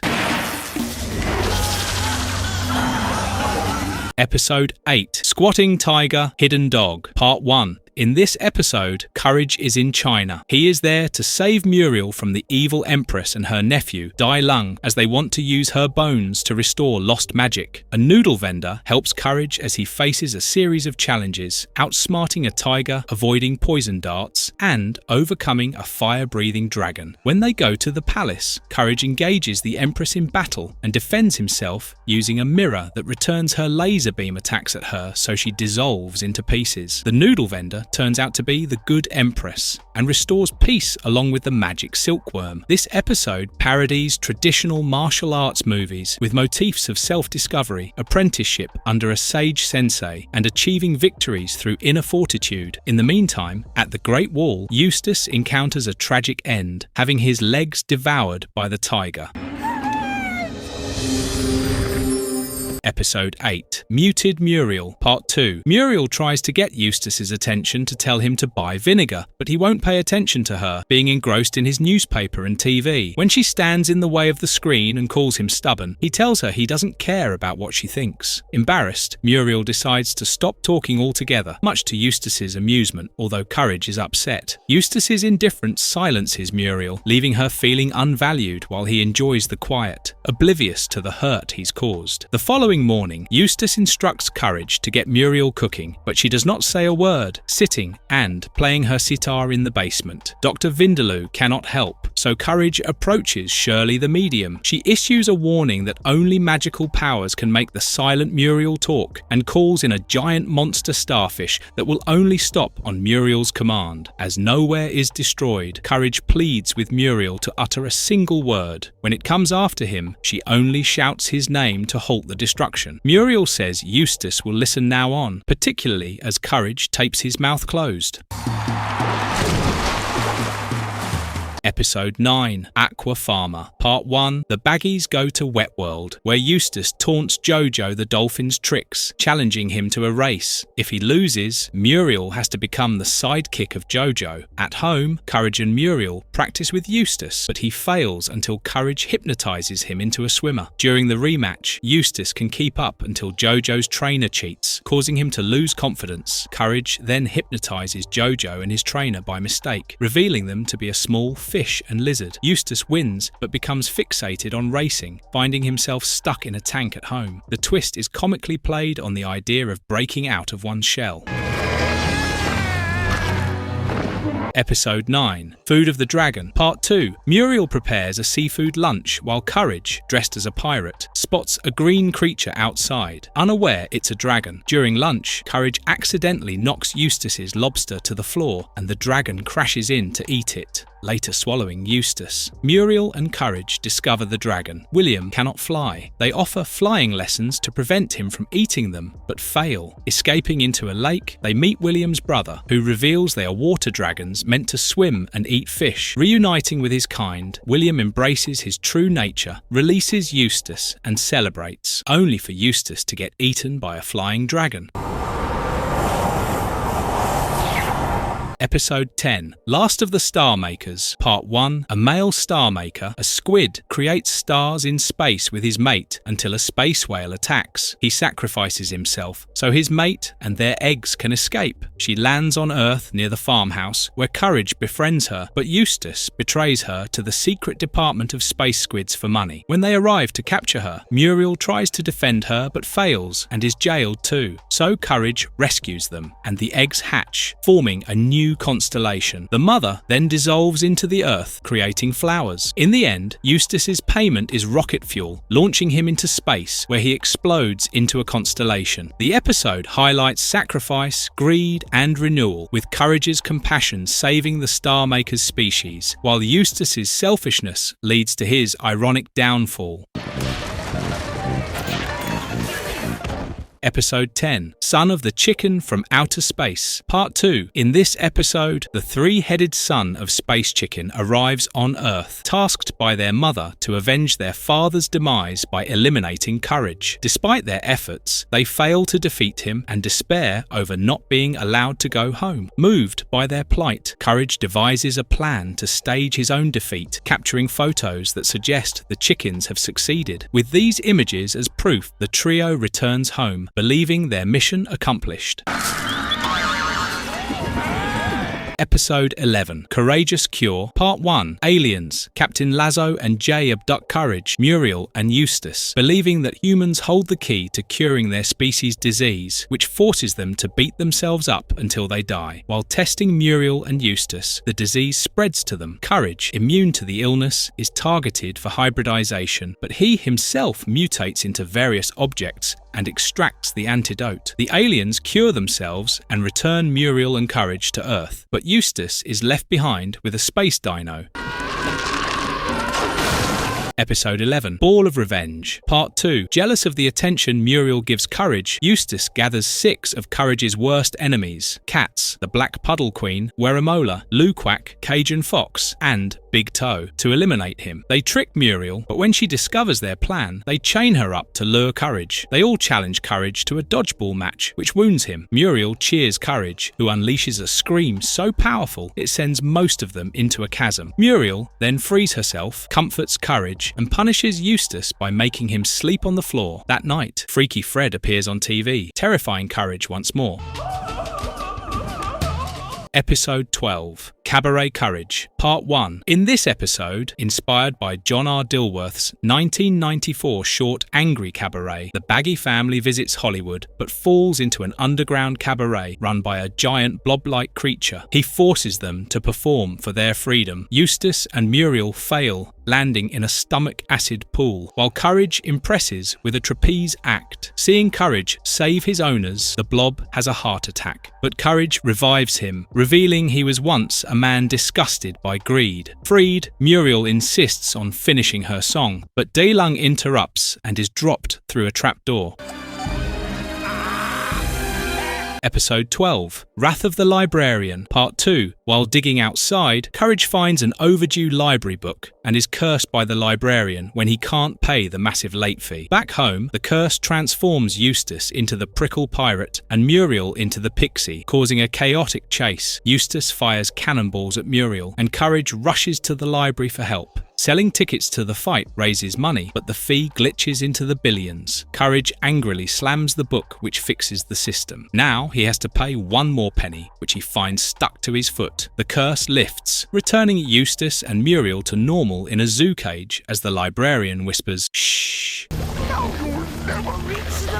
Episode 13, Perfect Part 2. While working on the farm, Eustace belittles Courage, calling him useless. Later, as Courage struggles to make baklava, the perfectionist appears, visible only to him. She considers Courage to be a failure and forces him through perfection lessons, including balancing books, speaking clearly, and crafting an Eiffel Tower model. When Courage fails each task, he suffers nightmares about imperfection. A talking fish reassures him, saying that perfection is an illusion. Realizing flaws make people unique, Courage embraces his own, so when he defies the perfectionist, she melts away. In the end, Courage happily dines with Muriel and Eustace, proving that self-acceptance is true perfection. This is one of the few episodes where Eustace allows him to sit on the table, showing that he still cares. The show has left some very fond memories for us, and even today it remains one of the most loved cartoons of all times. If you liked our efforts in revisiting this nostalgic animated series, do like the video and subscribe to our channel for more of this cartoon awesomeness.